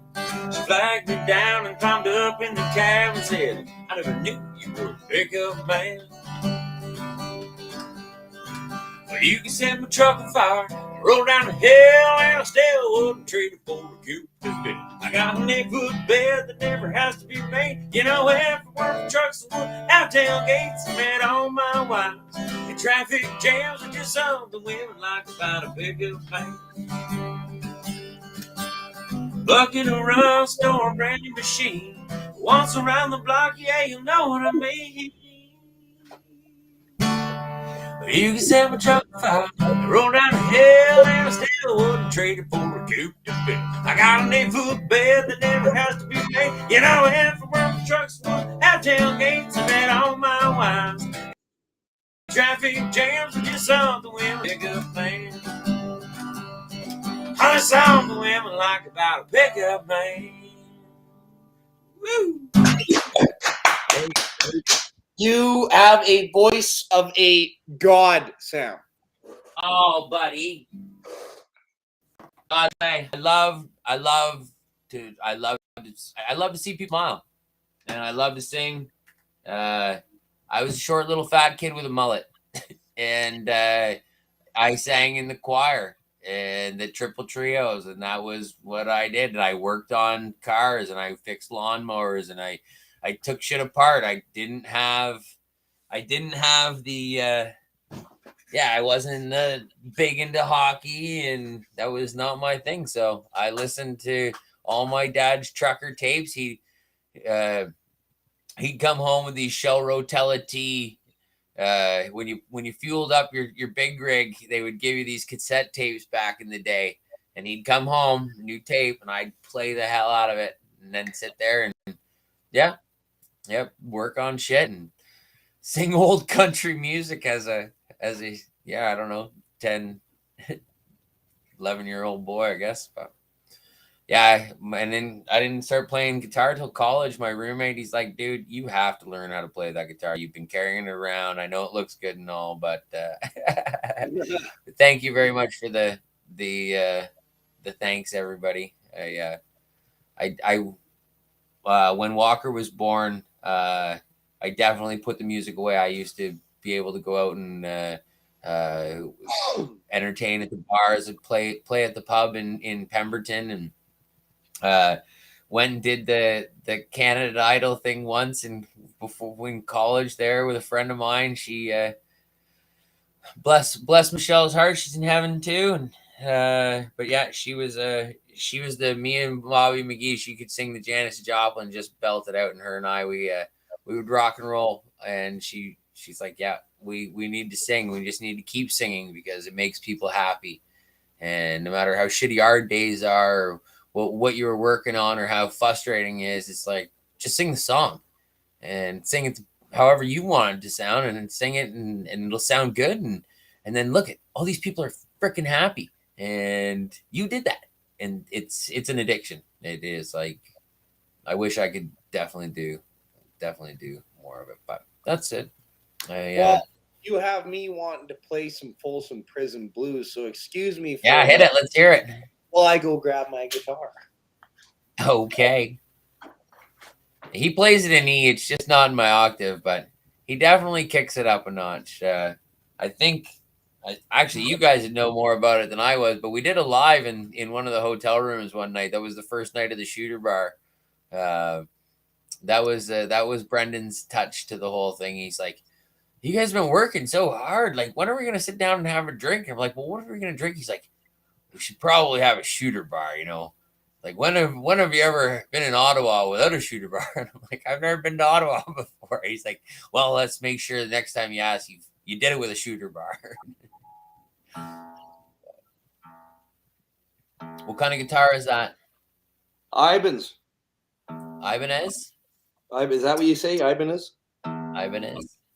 So my Ibanez, at the party 3 weeks ago, I played a set, and I turned around and put it in the guitar holder of the bass guitar, and it fell over and broke the fucking neck right off of it. Oh shit. Yeah, right in front of everybody. It's just silence. But I got a buddy who's a luthier, and he's fixed my niece's mandolin for him, and I'm sure he'll make it happen again. But it was one of those things when you watch your stage guitar break.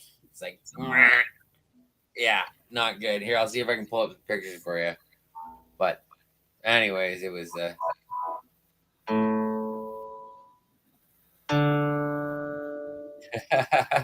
hello, guy. I'm getting text messages here. Some of the boys are watching. Thank you very much for everybody chiming in. Hey, Talons.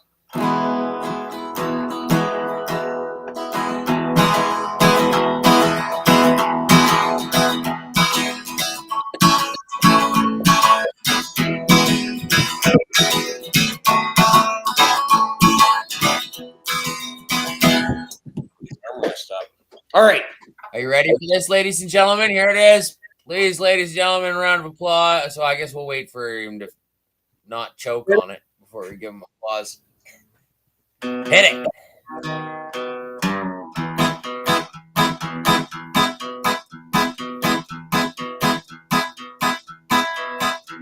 I hear the train a-comin', it's rolling around the bend.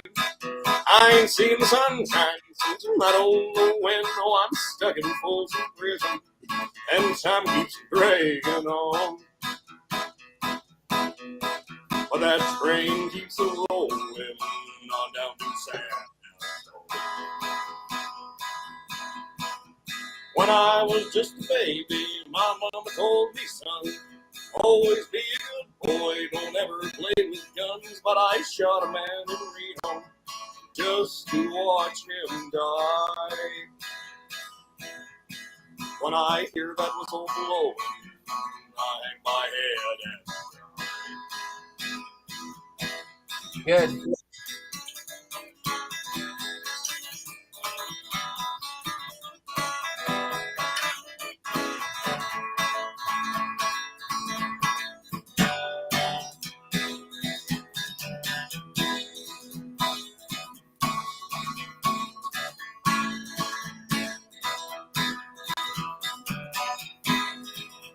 I bet there's rich folks eating in the fancy dining car, probably drinking coffee and they're smoking big cigars, far from Folsom Prison. That's where I want to stay. And I'd let that lonesome whistle blow my blues away.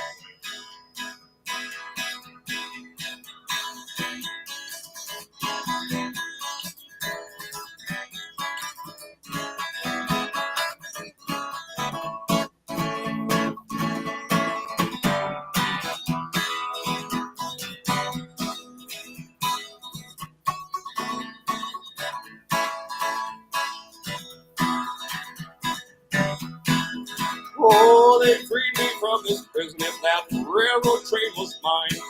And I'm moving on a little farther down the line, far from Folsom Prison.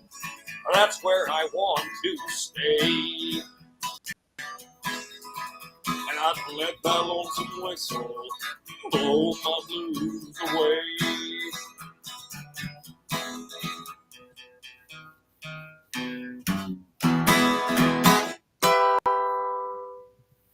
Yeah, Nick.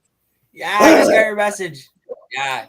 So I've got everybody in my phone. That was good. I'm sorry. I didn't mean to cut you off. That was very good. That was very good. Anyways, in my phone here, as you can see them, like, I don't know if you can see this. I don't know how to do it, but the FFMs, like, that's that there, freedom fighter mechanic, right? So there's Nick. What this guy did, his mom came out. How long does it take to get to your house, Nick? 3 hours, 4 hours? It's better part. So, you know, work all day, work all weekend, take care of his family, and then drive to Ottawa and wrench on trucks all day, all night. He would just come in and you'd see him, he'd just pour himself into the trailer and he'd be like, oh, fresh gloves. Yeah.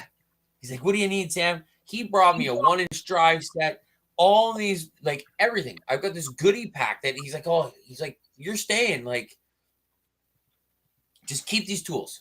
He's like, you'll get them back to me, and I will get them back to you, I promise you. Yeah, Gerald, his dad, he's got a sticker on there. He passed away. Kind of the same thing, you know, driving forces. My stepdad was a very, very influential man in my life. Licensed automotive technician. We raced together. We played together. We learned together. Gerald and Nick, same thing, right? Just want to be helpful, and Nick is everything in that. So, anyways, big shout out to Nick Geno, and yes, absolutely awesome. Thank you for your service, Nick. You're a fucking legend. And Brian Cornish, Brian, amazing. Same thing. Ottawa resident, heavy duty mechanic.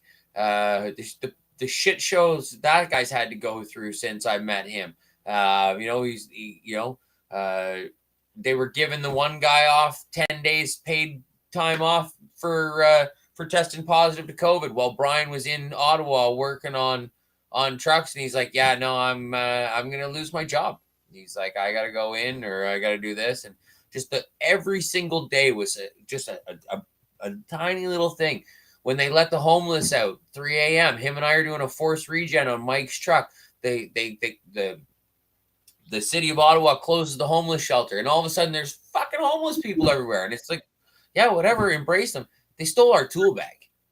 Like, they took the guy's tools right off the back fucking tire, and we weren't paying attention. We weren't thinking anything of it. Like, we're pretty innocent, naive guys, right? Like, and he's like, oh, we finished the job. We buttoned everything up. He's like, hey, did you see my backpack, Sam? I'm like, oh, fuck. No way. Go into the CIBC. They busted the door. and there was like 15, 16 of them in there.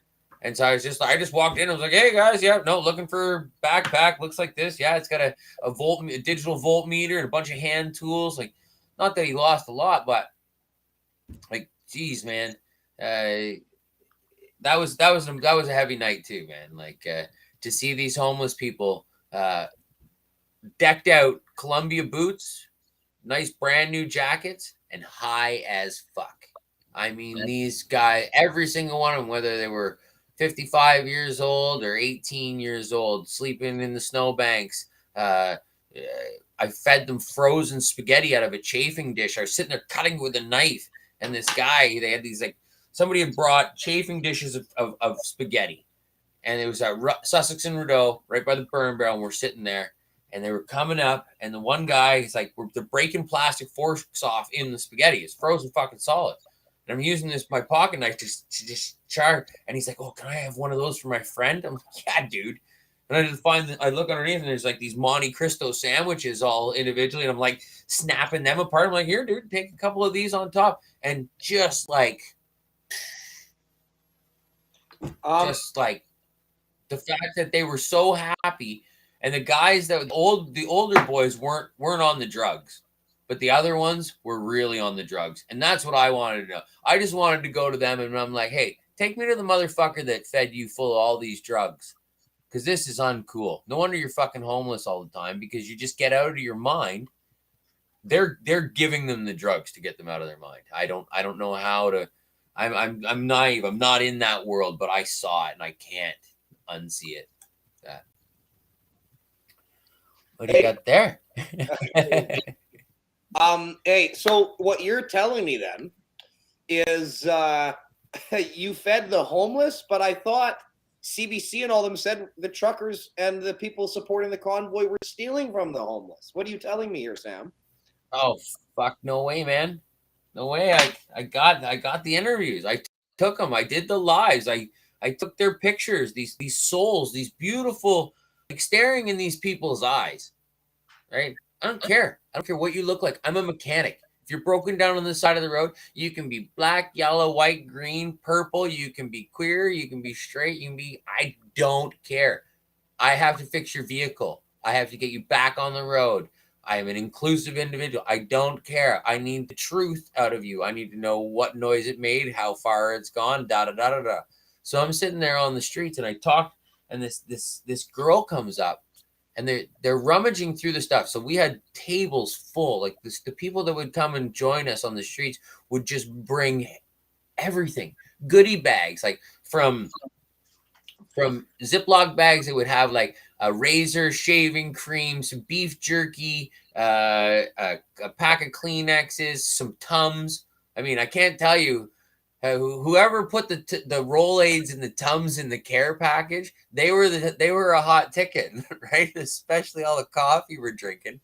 So anyways, I'm out there, and like the drove of people came in as soon as they closed that shelter that night. The droves came in, and they would take our shovels, and they would walk up to the table, and they would load the shovel up with whatever they could fucking get onto the shovel, and they'd scurry off down the road, and then you'd see them come loop back around, and then they'd be at the table like they were never there before. And it's like, hey, what are you doing? Just like shampoo, brushes, combs. We had it all. Band-Aids. The people brought everything that they thought somebody might need. And it was anyways, it was hard on the heart to sit there and see them dressed better than I was. You know, the fact that every single one of them was dressed to the nines, like in good quality gear, and none of it was used. So they were just given this stuff, you know, and put out on the streets because of a state of emergency. Who in the fuck came up with that idea? And when you're sitting at your desk being like, yes, this sounds good. Let's close the homeless shelter. That'll teach those truckers occupying our mall space. I want to go to the mall. The mall was fucking closed. Like, it drives me crazy. All the video every morning, you were there. Like, some of the mornings when we were blessed to have a hotel room, like, we'd get showered and shaved. I would go and turn the television on, And you guys are like, Sam, why are you watching the television? Like, you're getting yourself just amped right up. Like 7 a.m, you're just freaking out at the television. I'm like, well, I have to know what ammunition they're firing on us. Because if I don't know what context to take it in, it's pointless for me to be talking about the Terry Fox monument when they're on to something else. Like, I want to know exactly what kind of slander they're putting at us, because my phone would ring every morning. And it's my mom, it's my sister, it's my aunt, it's a cousin, it's a brother, it's a friend. It's like, oh, did you hear they're gonna air raid and sonic bomb you, and like you got to do this and get all your money out of the banks, and where are you and how come you're still there? And you're just like, whoa, guys, okay, hang on, here, hit live, go out, step out of the trailer. Yeah, no air raids. Beautiful morning here in Ottawa. Like, come on down, bring your friends. Like, we need you. This is the propagandist bullshit is what you guys are believing. Like, no, we're not raping anybody. We're not gangbangers. We're here fighting for the freedoms of our children selfishly. That's it. Like, all I'm doing here is trying to make sure my daughter grows old knowing that she isn't going to be incarcerated for speaking against her government, or that she's going to make it to have children, and that this isn't some fucking astronomical sterilization project. Like the menopausal women that I know that have come back into full cycle after getting their vaccination. You want to tell me this is all normal? I'm not buying it, man. Like, I have side effects from this one shot still to this day. I am not lying. I have a fucking problem, and it showed up after October 4th. And I ain't fucking excited about it. So you want to talk about motivation to continue refusing to put this in our kids? We're still masked. Our children are still masked in school. Okay. When on March break, the kids came home and they were fucking amped. They were stoked. They were high fives and happy that they didn't have to wear masks when they go to school next week. And then on Thursday or Friday, just before the kids go back, no, we changed our mind. We got to mask them again. And weren't they some fucking pissed? Right? And then we go, and sure me, I took my service truck down because I had to go to work, So park in front of the school and that sign right there. We are all essential. This is me. This is on the dash of the Dodge.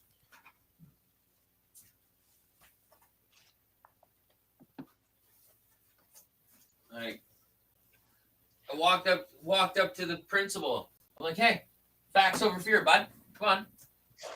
Like, where's the facts? Oh, we got the facts here, and I just can't give them to you right now. I'm like, yeah, that sounds super factual. So, just said there, told all the teachers, super support you. This isn't we're not trying to bully anybody. We're not trying to, we just want you to know that we understand that you guys are being pushed. There's something else. There's something else going on here, and somebody else pulling the strings, and I'm not buying it. Well, needless to say, some of the people in the community thought it was absolutely unacceptable that I went and made a representation at the school. And I was like, hey, this is my heart. Those are my boots. My daughter in that school. I says that the evidence and the scientific data that I have says that the fucking actual masks that we're wearing are a joke. Okay? If you want, I paint, I sandblast, I have proper respiratory. I'm an underground mine rescue technician. I'm a certified draggerman. So I can certify a rebreather, or I know how to the destinant in a rebreather to go underground. I know how that shit works, folks. Like, putting a pair of panties on your face ain't gonna fucking save your life. Well, could in certain contexts, I'm sure, but it's not doing what they're saying it's doing. That's for damn sure. Okay. It's so sitting there and trying to calmly talk to good-hearted people that just are really they're a year and a half back. I've already been reading this documentation. I've already been listening to these doctors speak for years. And then you come back to somebody that has no idea who the New World Order is, or Klaus Schwab, or Anthony Fauci is still God to them, and it's just like, well, what are you doing? It's like, well, yeah, no, stay 6 feet away and wear 2 masks. I hear that's better, and I'm triple vaxxed. It's like, okay, well, that's great. You're fine. Just get away from me. Like, please, I'm over here just doing my thing, and I don't think. Well, so the biggest there's a couple things, man, that I really like. We're never gonna have enough time for this. We can't put a month worth of my life into a couple hours here, but there's that 4 o'clock in the morning on the very first morning. It was 31st that we were downtown, that we made it onto Wellington Street. The first 2 people that approached me at that gas station while they boys were in getting coffee, I was fueling up, were 2 paramedics from Ottawa telling me all about the herpes outbreak. And I'm like, really? He's like, yeah, you guys are doing great. We love you're here. This is great. These masks have to fucking go. 2 paramedics, 2 of them pulled up beside me, like right on. I'm like, yeah, man, that is definitely one aspect of why I'm here, and no problems. Gonna do the best I can for you guys. High fives, maskless, smiles. It was fucking awesome. The second week I was in Ottawa, I could tell you every person that was a resident of Ottawa, because they had cold sores or sores on their nose. So like, I don't even need science. I don't need anybody to tell me. I saw it from my own fucking eyes. You can't take that from me. I saw it, and that they told me, medical professionals told me exactly what was going on. So why would I denounce it? Why would I call bullshit on that when I saw it? So anyways, yeah, man, we were all over the map. I mean, I appreciate you, our time together. We did it all hours of the morning, breakfast, lunch, and dinner. We made sure we were okay. The people that made it for me. Really, I gotta give a huge shout out to Jake, my buddy Jake Spinney. Him and I live literally as the crow flies. We're straight across the valley, less than 15 minutes. I met this guy in Coventry parking lot. I didn't even know why he was there. He was a buddy of Guy's. I'd known Guy. We're actually, our aunts are his aunts. My wife's. I don't even know. He's in this family somewhere. The throwdown that this fucking guy showed me, like to be proud of who I was in the moment and what I was doing, because I had concern, I had question, I didn't know if I was, am I going the right way? And Jake was right there, and Darcy too. Like the first couple days, those boys, they definitely for those weeks, when you'd come in at 3 o'clock in the morning and you'd open the door and here's Jake passed out in the chair in front of them, and Blanca passed out on the floor in front of the stove, and it wasn't. As soon as I'd walk in, they was like, "Hey man, how'd it go out there? What do you need? Is everything okay for tomorrow? Can I help?" And it's like, no, we're all good. Okay, let's smoke a joint. All right, yeah, let's decompress. Yeah. He's like, okay, well, I gotta go back to the war monument. I'm like, dude, it's 4 o'clock in the morning. He's like, yeah, I'm gonna go just check it out. I'm like, and he'd march his way up there, and I'd see him for breakfast, and he'd be back. How'd that go? Yeah, no, good. Met some people, talked to some people, and things are good. And we'd warm back up, and we'd have a bite to eat, and we'd have a cup of coffee, and it was amazing to have him on my team. And all hours of the day, like there were times I was worried about him and he was worried about me. Like, how much better do you get? Like, Jake, man, I haven't got in touch with you. Where are you? Are you okay? I know you haven't slept in a couple of days. Like, we're getting a hotel room tomorrow night. We'll shit, shower, shave. We're going to be reset, get all your laundry. Diane would come and she came to the hotel. She did our laundry for us. I haven't, like, thank you, Diane. I don't know if you're listening, but Chris and Diane, love you guys too. Ryan Donaldson was the first truck I got to fix, other than up at Coventry. But we were there, and his Kenworth, him and his dad and his mom, they have a family business. They haul sand out of Bracebridge, Muskokas. He had a wicked tri-drive blue and white dump truck with this little sleeper slab cab on it, and it froze up solid. He had a perfect generator, Honda 3000 whisper quiet, chained into the box of the truck, right? Lost the key for the lock, right? Generator frozen solid, wouldn't start, couldn't get it to go. That truck sat there. So the Ellis Dawn guys, little sweet talking, slide an extension cord under there. He plugs in his space heater, and he had a place to be until we got an air dryer. Didn't have the wrench to take that style air dryer off, so him and I are there with a plethora of ratchet straps and breaker bars and pry bars and chisels and hammers, and sure enough, we did it, and we got them going. And it was I don't know. I just want to make sure that everybody knows that I'm there for them, and I know that there's people there for me. So don't be afraid to reach out and ask if the answer is no, or I can't help you. Then the answer is no, and I can't help you. But right now, shit's gonna hit the fan so bad. Tamara and Memphis are doing horses all summer. I flip flop back. I got a good buddy who owns a backhoe company that I work for, and then my other good friend Bryce. We grow elite seed potato.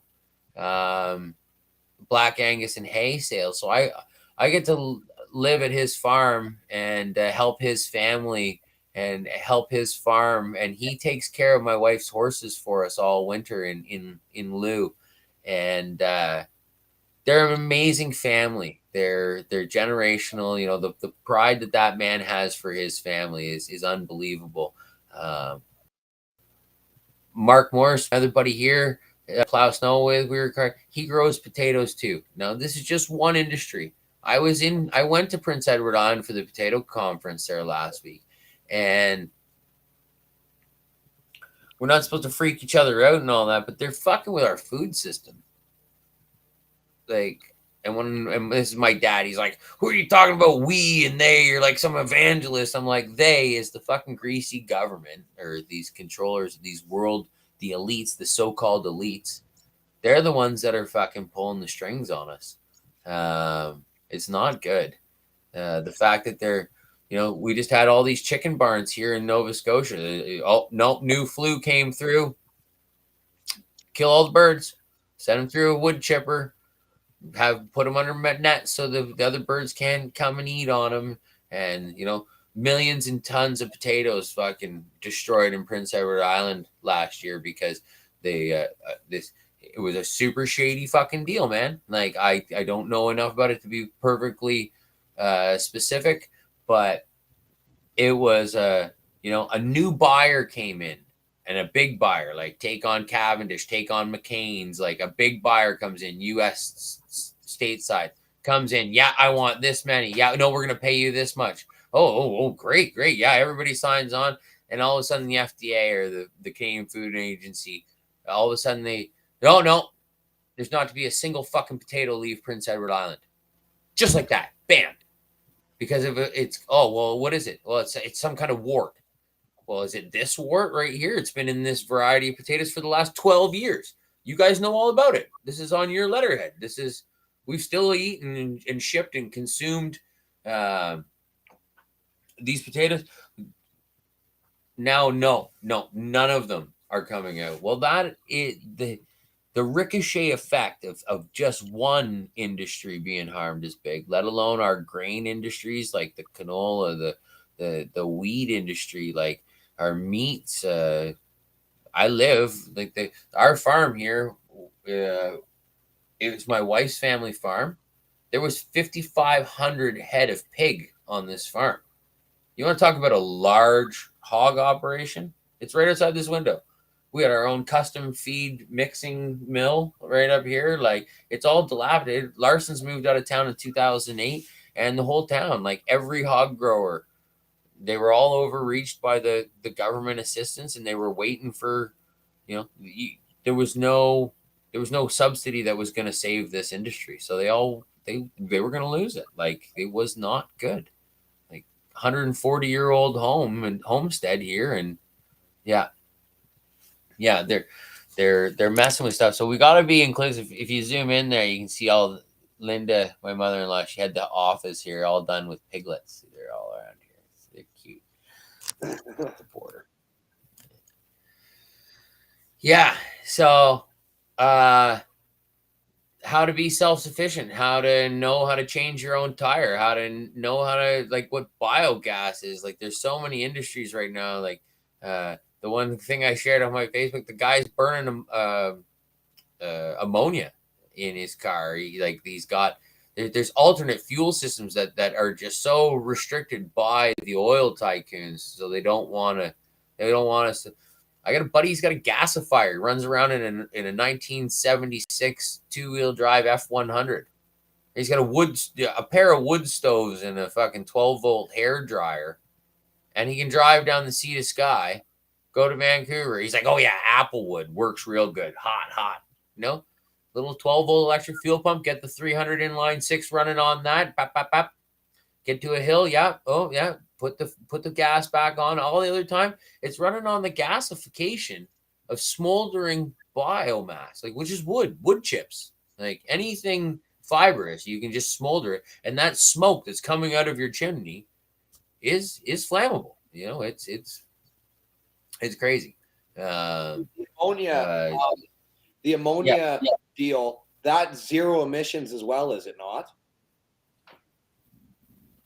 I'm sure there's going to be a certain footprint, but it's like, okay, in my world, so as opposed to ammonia, why can't we be capping these lagoons? Why can't we have methane compressors? Like, I know it's not as stable and it's a little more, but it's no worse than your propanol, your propanes, or your, like, any other compressed gas. Like, volatility is there. Like, hydrogen is deadly as shit, but they're still messing around with that, and it works. Like, in a controlled instance, they're just not letting us use our minds.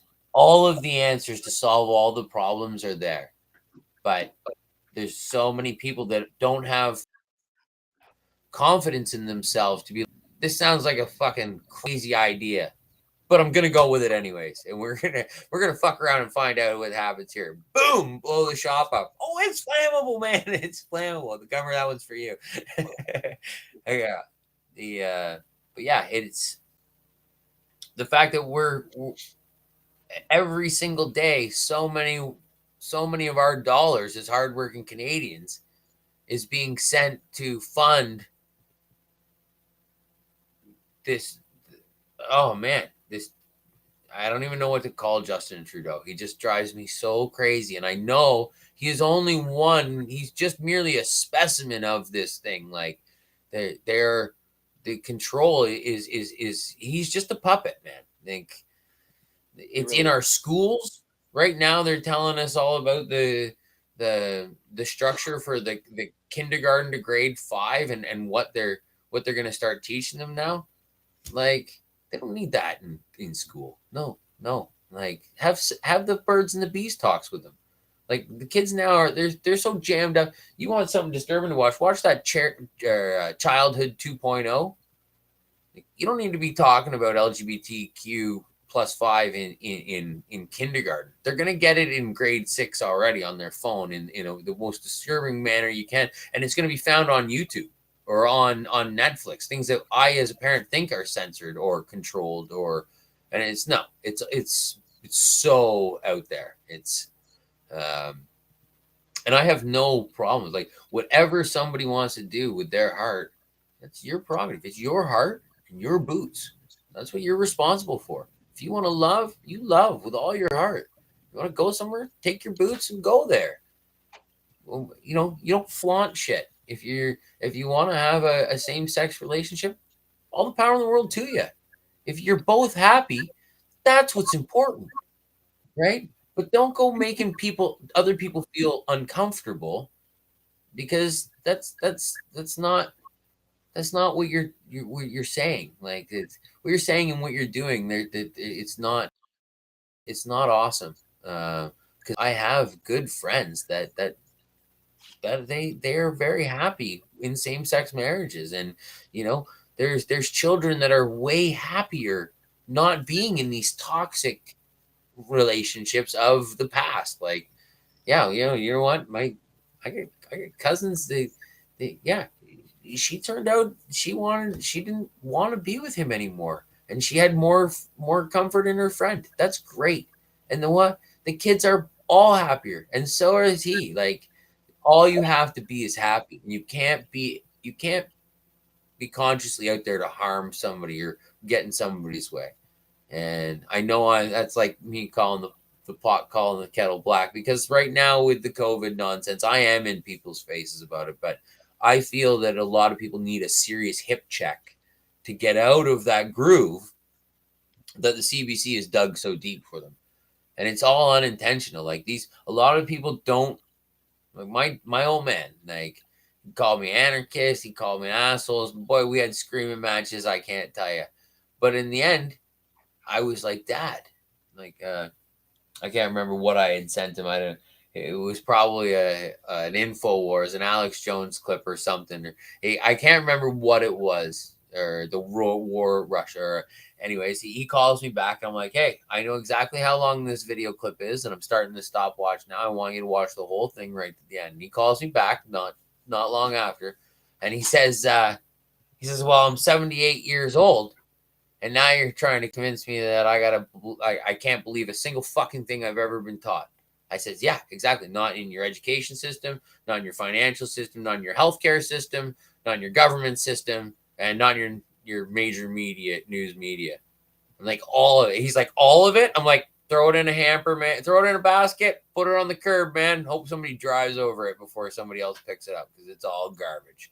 Like, they have been controlling and prying, and you can take the strongest and tallest of oak trees, and you just put a little bit of pressure on one side of it. Unfortunately, that tree is gonna grow like off a little, and that's what's going on to us for our entirety. Like, the whole emphasis on learning disabilities right now in school. Like, I don't think there's many kids in the classroom that are categorized as normal. So where are you drawing these lines? Like, oh, they have attention deficit disorder. No, they're just not fucking interested in what you're talking about or how you're talking. You're preaching to these kids. Include them. I got my nephews out here. These kids are badass. Like, Harrison's Wheeler blew up. Well, you know what? Great. It's homeschool time with Uncle Sam. Those kids took it apart. All Wyatt stuff that's broken, all the kids' stuff that breaks around it. There's 21 grandkids, okay? And they're all within 5 kilometers of, we bought the epicenter. Like, this is the farm, is the epicenter. Everybody has properties. And that's just in the immediate family. So then there's aunts and uncles, and it's aggressive. But the reason those boys will succeed the way it is because I let them smash their own fingers and strip the nut with the wrong wrench. We're like, now you know why it's so important. Like, a half inch really isn't a 13. Yes, it is. No, it's not. Here you go. You just fucked that one up. Well, how do I unfuck it? Yeah, well, you don't. Like, you got to cut that off. Now we got to go to the store and buy a new one, or that's an obsolete part, or just teach them tough love. And it's hard to love tough sometimes. It's hard to, but I think it's important. I think it's missing. The whole hurt feelings thing ruling the world. Like, unfortunately, we have to be able to hurt some feelings to get the point across. And no, we're not trying to shit on people or degrade you. We're just trying to be like, hey, like, wake the fuck up. Like, you can't put all your eggs in one basket here, bud. Yeah, it's brutal. Shout out to Wayne Olympic well drilling services. When we got booted out, I had my own little support group. Joe and Pat. Pat offered. He's a roofer in Ottawa. He gave me his house. I slept on his couch. He drove me around. They supplied me with what I need. They hooked us up with Wayne, and Wayne was where all the veterans were. He gave us his shop. He closed his business. He kicked the cops off the property. He had his finances, his business account seized.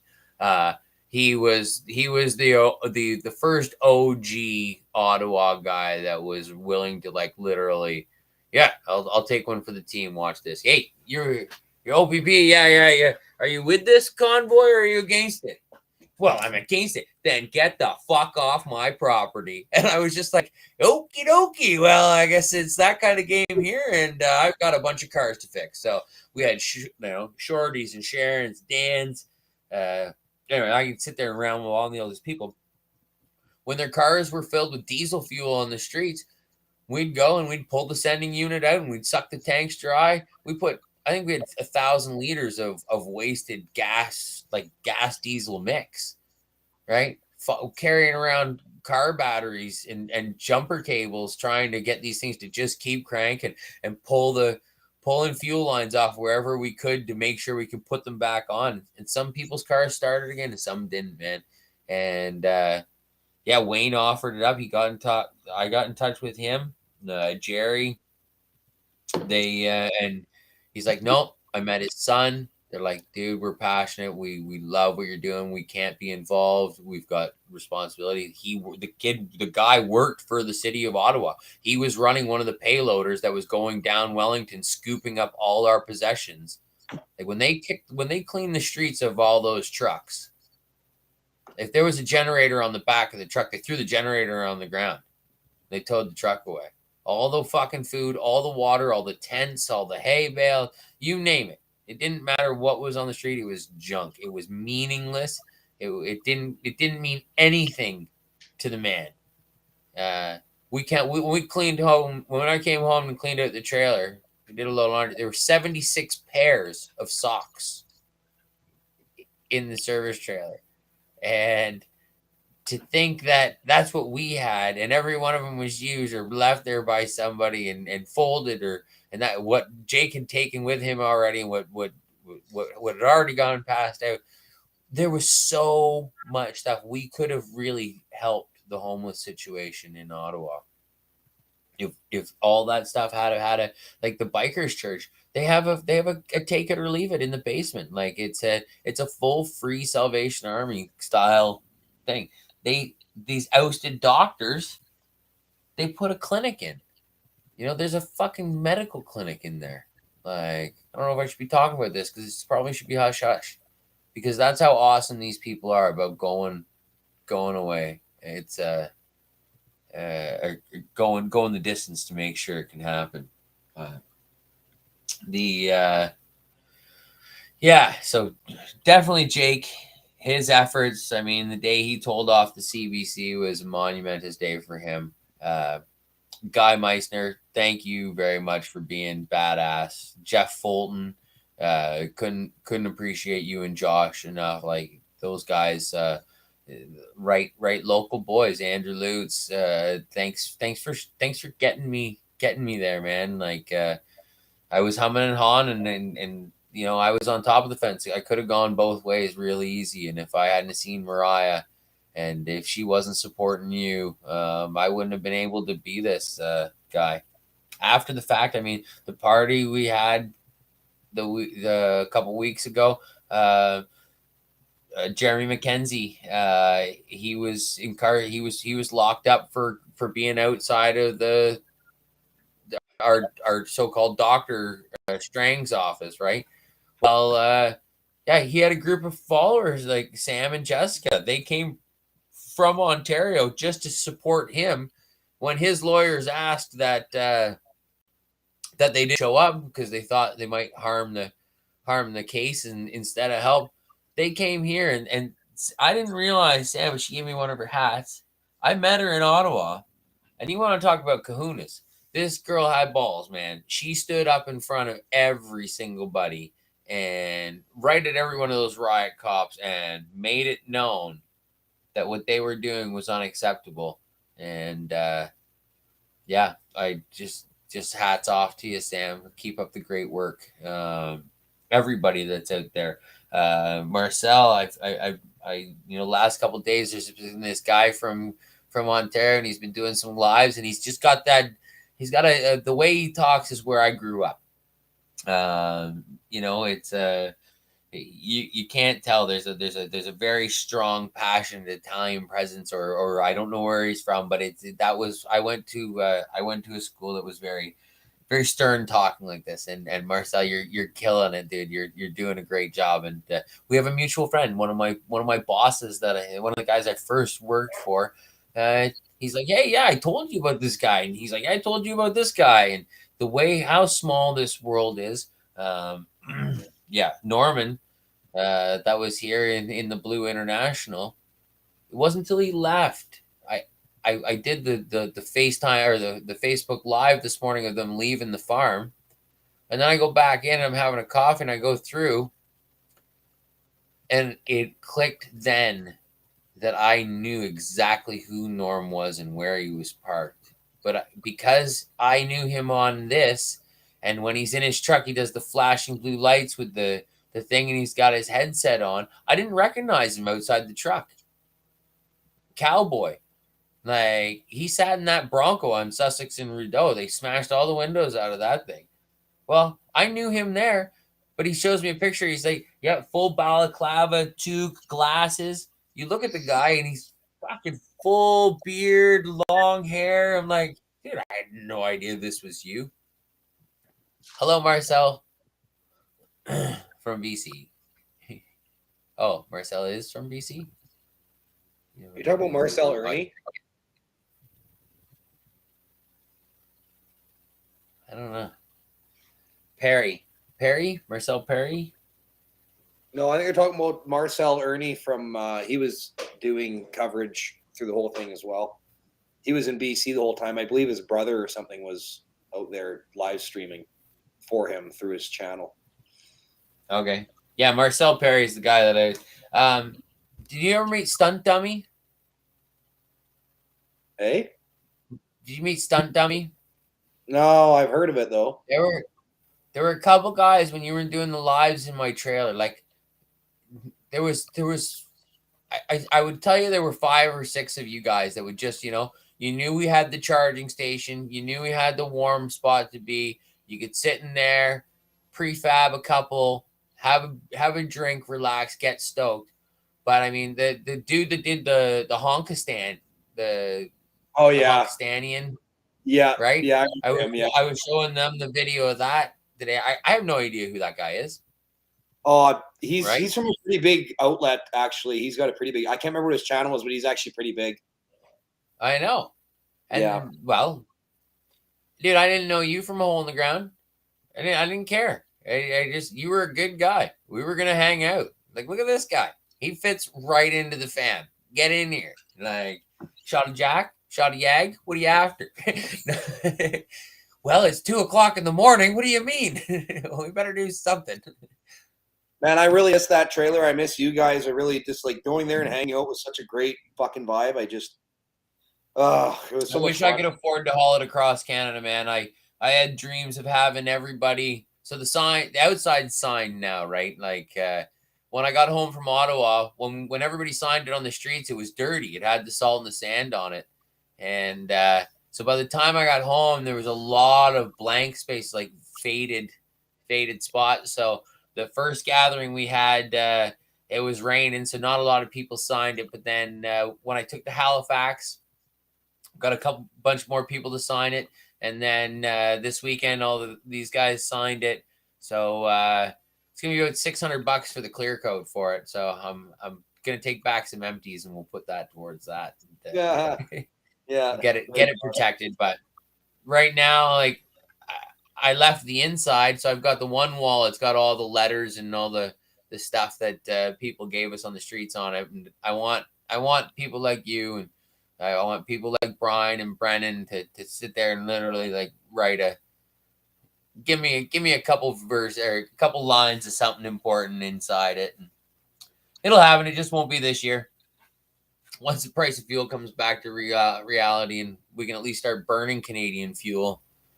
But the things I know, and then we can ramble on about, I mean, the amount of Saudi Arabian oil that sits off the coast of Canada right now is disgusting. The 3% of the Russian oil that we're supposedly using to increase the price of fuel is just, it's such bullshit. Everything you see on the television, man, I'm certain is a crock of shit, as my dad would say. It's not like, how can they have so much control over our every freaking minute? And the truth is how they can do it is because we let them do it. So together, we'll be stronger. We just got to keep the light going so people aren't. Fuel prices are definitely killing the trucking industry, but they're not.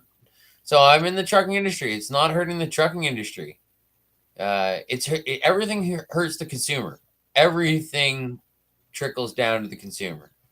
Just our freight charges are just through the roof, but I don't pay the freight charge. The customer pays the freight charges. Like, that's the whole thing. It's all designed just to cripple the man. Like, you can't. There's no discount store anymore. Right? You either get quality or you get junk, and the junk is cheap. So a lot of people buy the junk, and then they wonder why they're only getting 6 months or a year out of it. And it's like, well, I just bought this thing. Well, did you buy the extended warranty? No. Well, that's good, because you just wound up with another piece of junk. So spend the money and restore something like you and I would, because then you might get something good for the last while, and you can touch it all and figure it out. But yeah, man. I could literally, the whole transportation industry. Couple hot points on this weekend. The one camper, the fifth wheel gooseneck falling off it. We had to weld that back on. She took some dirty beating in Quebec. On Norman's Dodge, the black Rebel that was parked at Sussex and Rideau, somebody stole the catalytic converters off of it. Whoa. Both of them. Really? Off the Y pipe. Right in the middle of the night. Not exactly sure. Maybe if one of you guys is watching here and can chime in. I don't know when or where it happened, but when they pulled in the driveway on Friday, that thing was open headers loud. And I spent the morning in the pit making a custom Y pipe for a 2021 Dodge 5.7 Hemi. It's got what do we got? We got some we got some 6-liter Chevy parts or Y pipe in there. We got my nephew. He just did a 95 Ford 5.8 swap. He put a Windsor motor in where a 5-liter was. So I'm out there rummaging through everybody's junk piles, trying to find little 90s and cut and sleeve. And when they cut out, a brutal angle. They cut through the O2 sensors. Like, what is this world coming to that you think you can lie on your back with a Sawzall and cut the fucking components off of somebody's vehicle and think that that's cool? Oh, they're worth so much money. They better be worth a lot of money, because if somebody like me catches you, man, I'm just going to fire the truck up and probably back over you. Because fuck you. Like, people like that don't give a fuck about anybody else. They are in it for themselves. There's so many people right now that are just, they're letting their true colors shine. So as long as we can stay cool and call them on it, it's a damn shame. But what this has taught me is there's not a lot of filter. Like after Walker passed away, I had a very, very bad spell of just freaking the hell out, and I couldn't tone it down. I was just, if I saw stupid, I called it, and I was getting a bit much. So now, essentially what it was a learning curve for me. I just had to know how to properly express myself, so you keep the traction. you go into a mud pit, wide open throttle, guess what? You might get stuck right away. Sometimes you got to ease through it, find that traction, and you have to get to the other end of the field. And sometimes more throttle helps, and sometimes it can be a complete hindrance, right? So you got to feel it out. And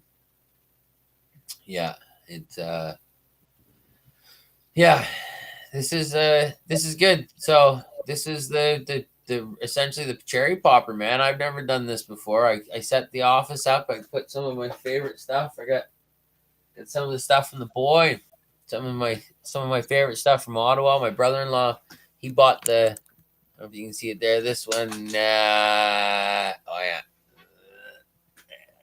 that one. It's pretty cool. It's hand painted. The people, their hands are all. It's like, yeah. Anyways, what is come on it? over to it sometimes. It's pretty two awesome. trucks with a road leading into something. Yeah, it's across Canada, and the guardrail is actually people.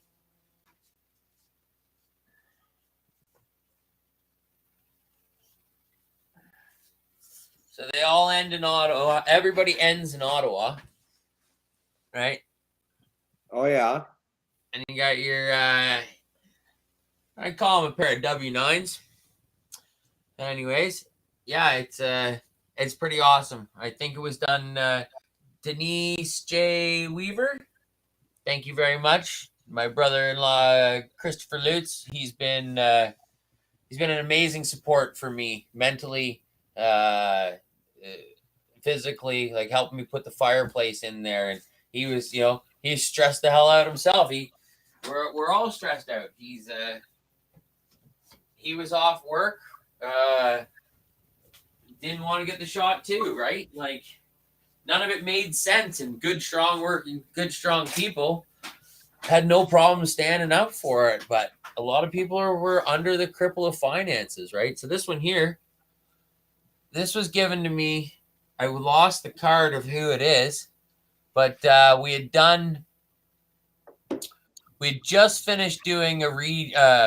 We took the whole exhaust system off this. There was a beautiful Kenworth. I think the guy's name was Martin. It was right on Wellington, just past Parliament Hill. Anyways, it was wee hours in the morning, and Buddy comes to me and he gives me this, and he's like, "Are you part of the convoy?" I'm like, "Yeah." He says, "Can you take this with you? It was my son's idea, and we made a couple of these, and they're out there." And he says, "I want you to have this and take it with you." And so this is it, and I've taken it places. So it's been places. So I don't know if the NLT or I just got so many. Oh, look at that. Never mind. PNC Martin from Sarnia, Ontario. I guess I just didn't investigate that far enough. Oh, cool. So many pieces of memorabilia too. Yeah. It just goes to show how people are so committed to this when they're going out and they're making all these things just to let you know they stand with you, I mean, and there's so many things like that. Just people coming out and giving as much as they can and everything they have just to show support. Like, listen, we really appreciate this. We really want to be a part of this as much as we can right now. And, to sit there and call that a fringe minority when you've seen the people across Canada on the bridges and shit, it's like, fuck you. It's not if you want to like literally try to silence their voices in a democracy, you're a sick, twisted fuck that's trying to change exactly what a democracy is. I was there. The guy came up to Guy and he had an envelope and it was full of hundies.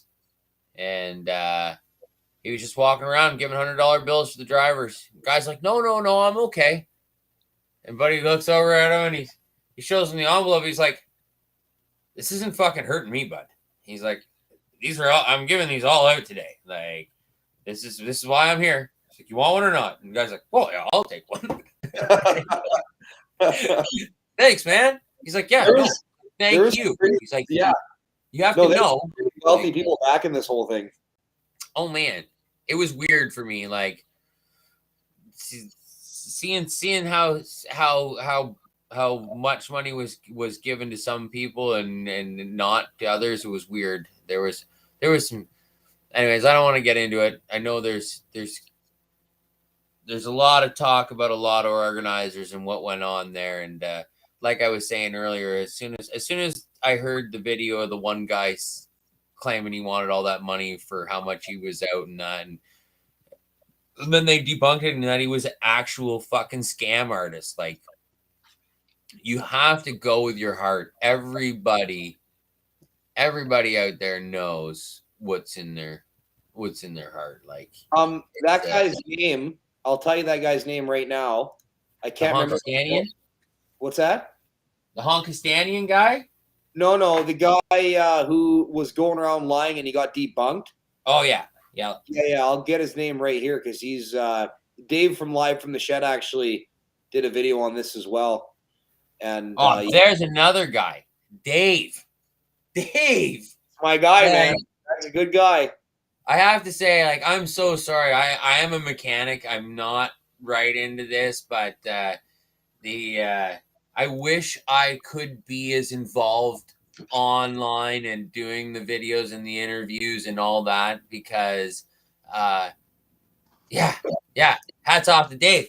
Hey, well, and here's the thing with what you did. Like I said, not all heroes wear capes. Like for in your case, you're running around doing actual real like work on the ground, you know, like people doing the jerry can stuff, people doing whatever they were doing to help and support and keep trucks running and keep people fed. You know, those people didn't have time to be running around live streaming. And when I was running around live streaming, I did tell myself, like, hey, like I have to do this. Like I want to help in the streets and shit, but I also want to get the news out there. And I seen the views and I wasn't chasing views to be like, oh, I'm going to be famous. And, you know, I wasn't that bullshit like some of these guys. But for me, it was like, I want to get the news out there. But also, you would get pissed off. You were getting pissed off when you let your people down. You're like, holy shit, man, what time is it? And you're like, oh no, I got to go. And it was like, okay, that's it. It was professionalism, dude. It went from, we were working on something. We got sidetracked. And then all of a sudden you knew you had to go to work. And that's how we've gotten to this point. These people that are watching you and engaging in this are doing it because they know that the people that you represent are real people. We don't mind cursing. We don't mind having a drink. We don't mind speaking our minds. I'm comfortable for the repercussions of my actions. A lot of people aren't. That's why they have no problems finger banging on their keyboard and hurting people's feelings for no reason. Like the trolls that are out here, I've watched them on a couple of them, and it's like, really, you really, like, get your head out of your ass, grow the fuck up. You're pathetic. Like, just what is wrong with being honest? Oh, look at you go, fan. That's the guy right there. Yeah. Martin. So I saw that video and I was disgusted. I was like, that was not anywhere that I was in Ottawa. And I thought I was a lot of places in Ottawa. I got to get running. Martin Joseph, but I got to get running here pretty soon. Yep.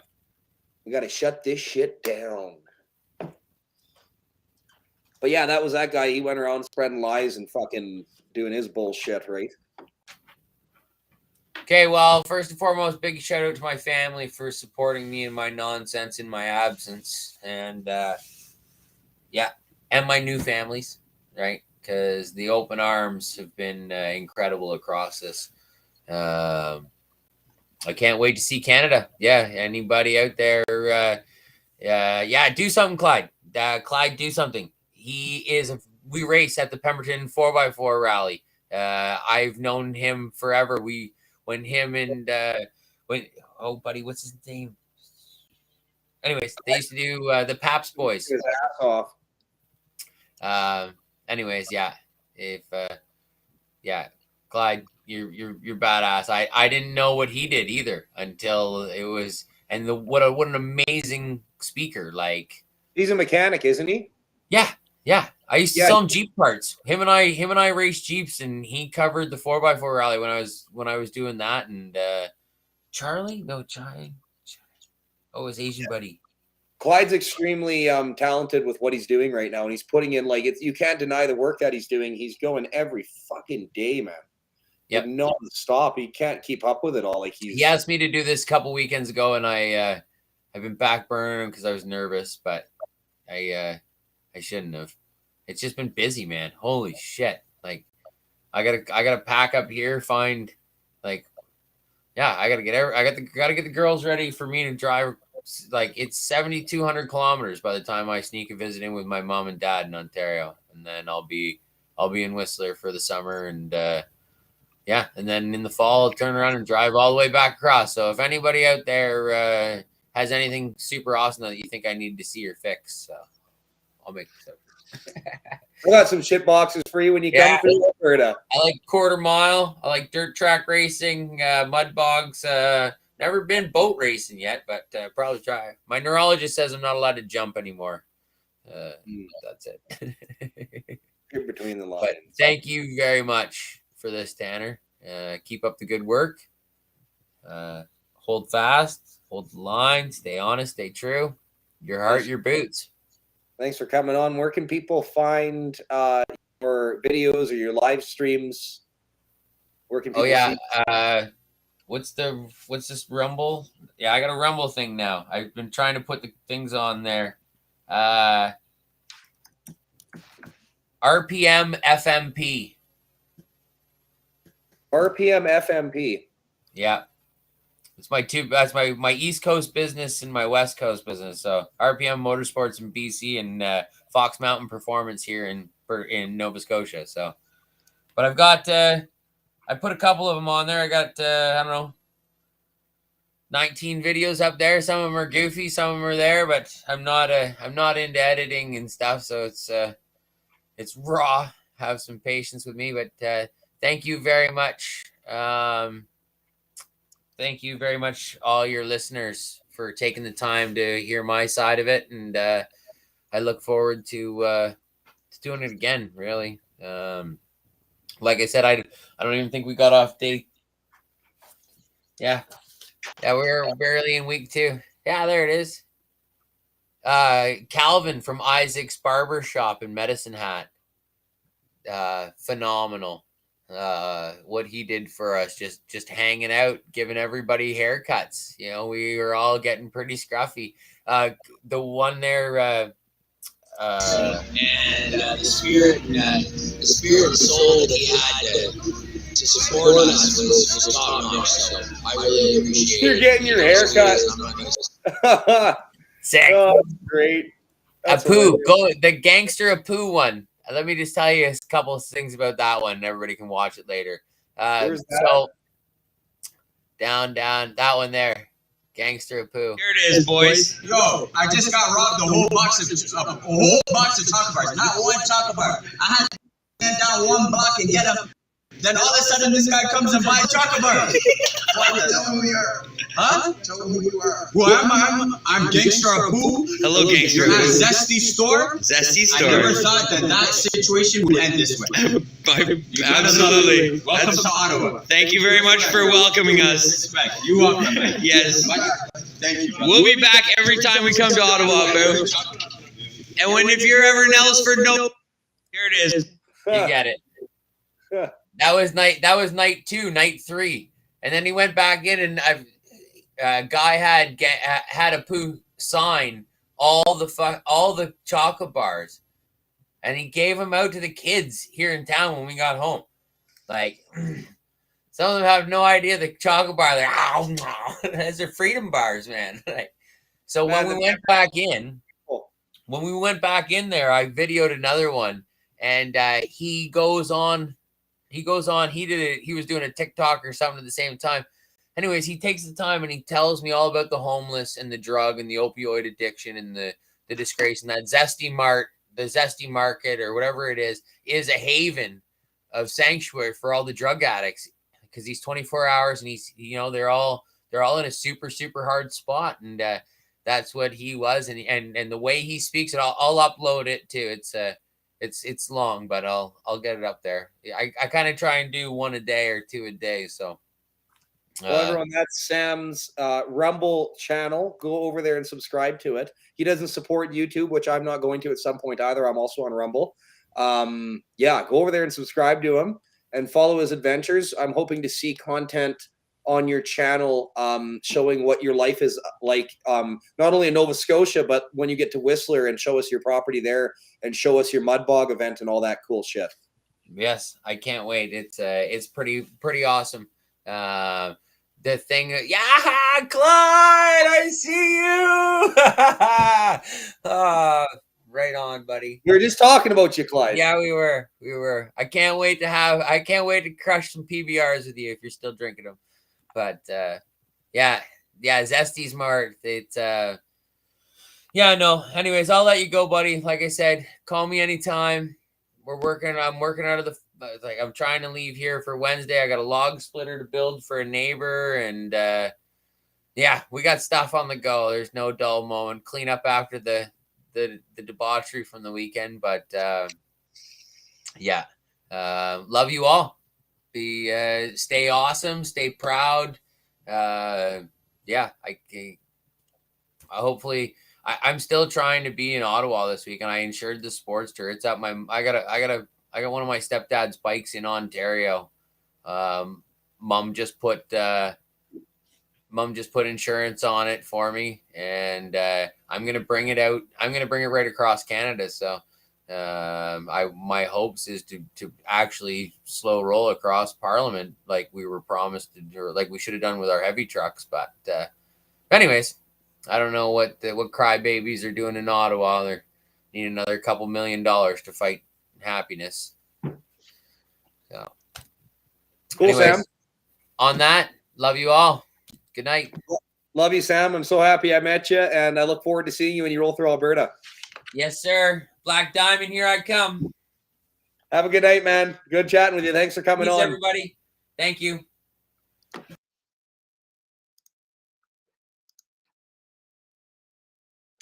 All right. That was awesome. Love Sam.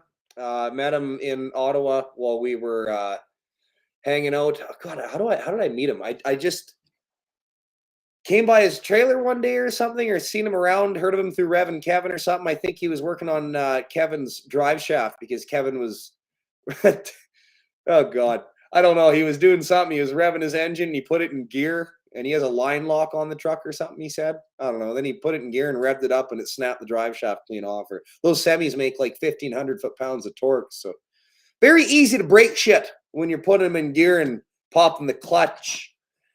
But yeah, no, met Sam, and yeah, we connected right away. He's my brother from Nova Scotia. I thought it was cool that, you know, I'm finally meeting someone from Nova Scotia. I've never been out that way. I've never been to that side of Canada. I've always wanted to go. So meeting Sam was finally that connection to that side of Canada, because I've always heard what a cool place it is, what cool people are over there. And yeah, between him and Jake, meeting those guys, and Mike and all those guys, it was like, wow. That is almost, I'm a big BC guy. I'm born and raised in the Fraser Valley. I've lived in Alberta, Saskatchewan, Manitoba, and I always thought Western Canada was the heart of Canada. But then I go over there and I'm like, these guys are pretty fucking Canadian, you know? Sam just sent me a picture of a beaver, a 50-pound beaver they killed. Oh God, so funny. But yeah, cool. Great. And thanks for coming on, Sam. Thanks, everyone. Thanks, Clyde will do it. Appreciate all your hard work lately. I see you going hard. You're nonstop, brother. I appreciate what you're doing. You have a natural talent for this. And from what I can see, you've left automotive content to come over and fight for freedom, because as we all see, it's hard to leave the things we love doing, like automotive content and stuff. It's hard to leave that to come over to do this, but like Sam was saying earlier, if we don't do this kind of stuff, what future are we going to have to enjoy? So for now, this is what we do. So thanks, Clyde. Thanks for coming on, Sam. And I'm signing off now. I promised the old lady and the dog a walk. So yeah, thanks for coming out, guys. Thanks for all the super chats. Thanks for all the positive comments. And thank you to the mods for taking care of any trolls that were in here. I didn't see any, if there was. But thank you for doing all you do, mods. You guys are great. But yeah, we'll catch you guys in the next live stream. Probably somewhere around Wednesday I'll do one. I'm trying to get Neil on to tell his story, and now it's a little more juicier. So that's where we're at. So we'll do that. I also want to have a few other fellers on I have planned. And yeah, we'll catch you guys in another live stream sometime this week. Have a good night.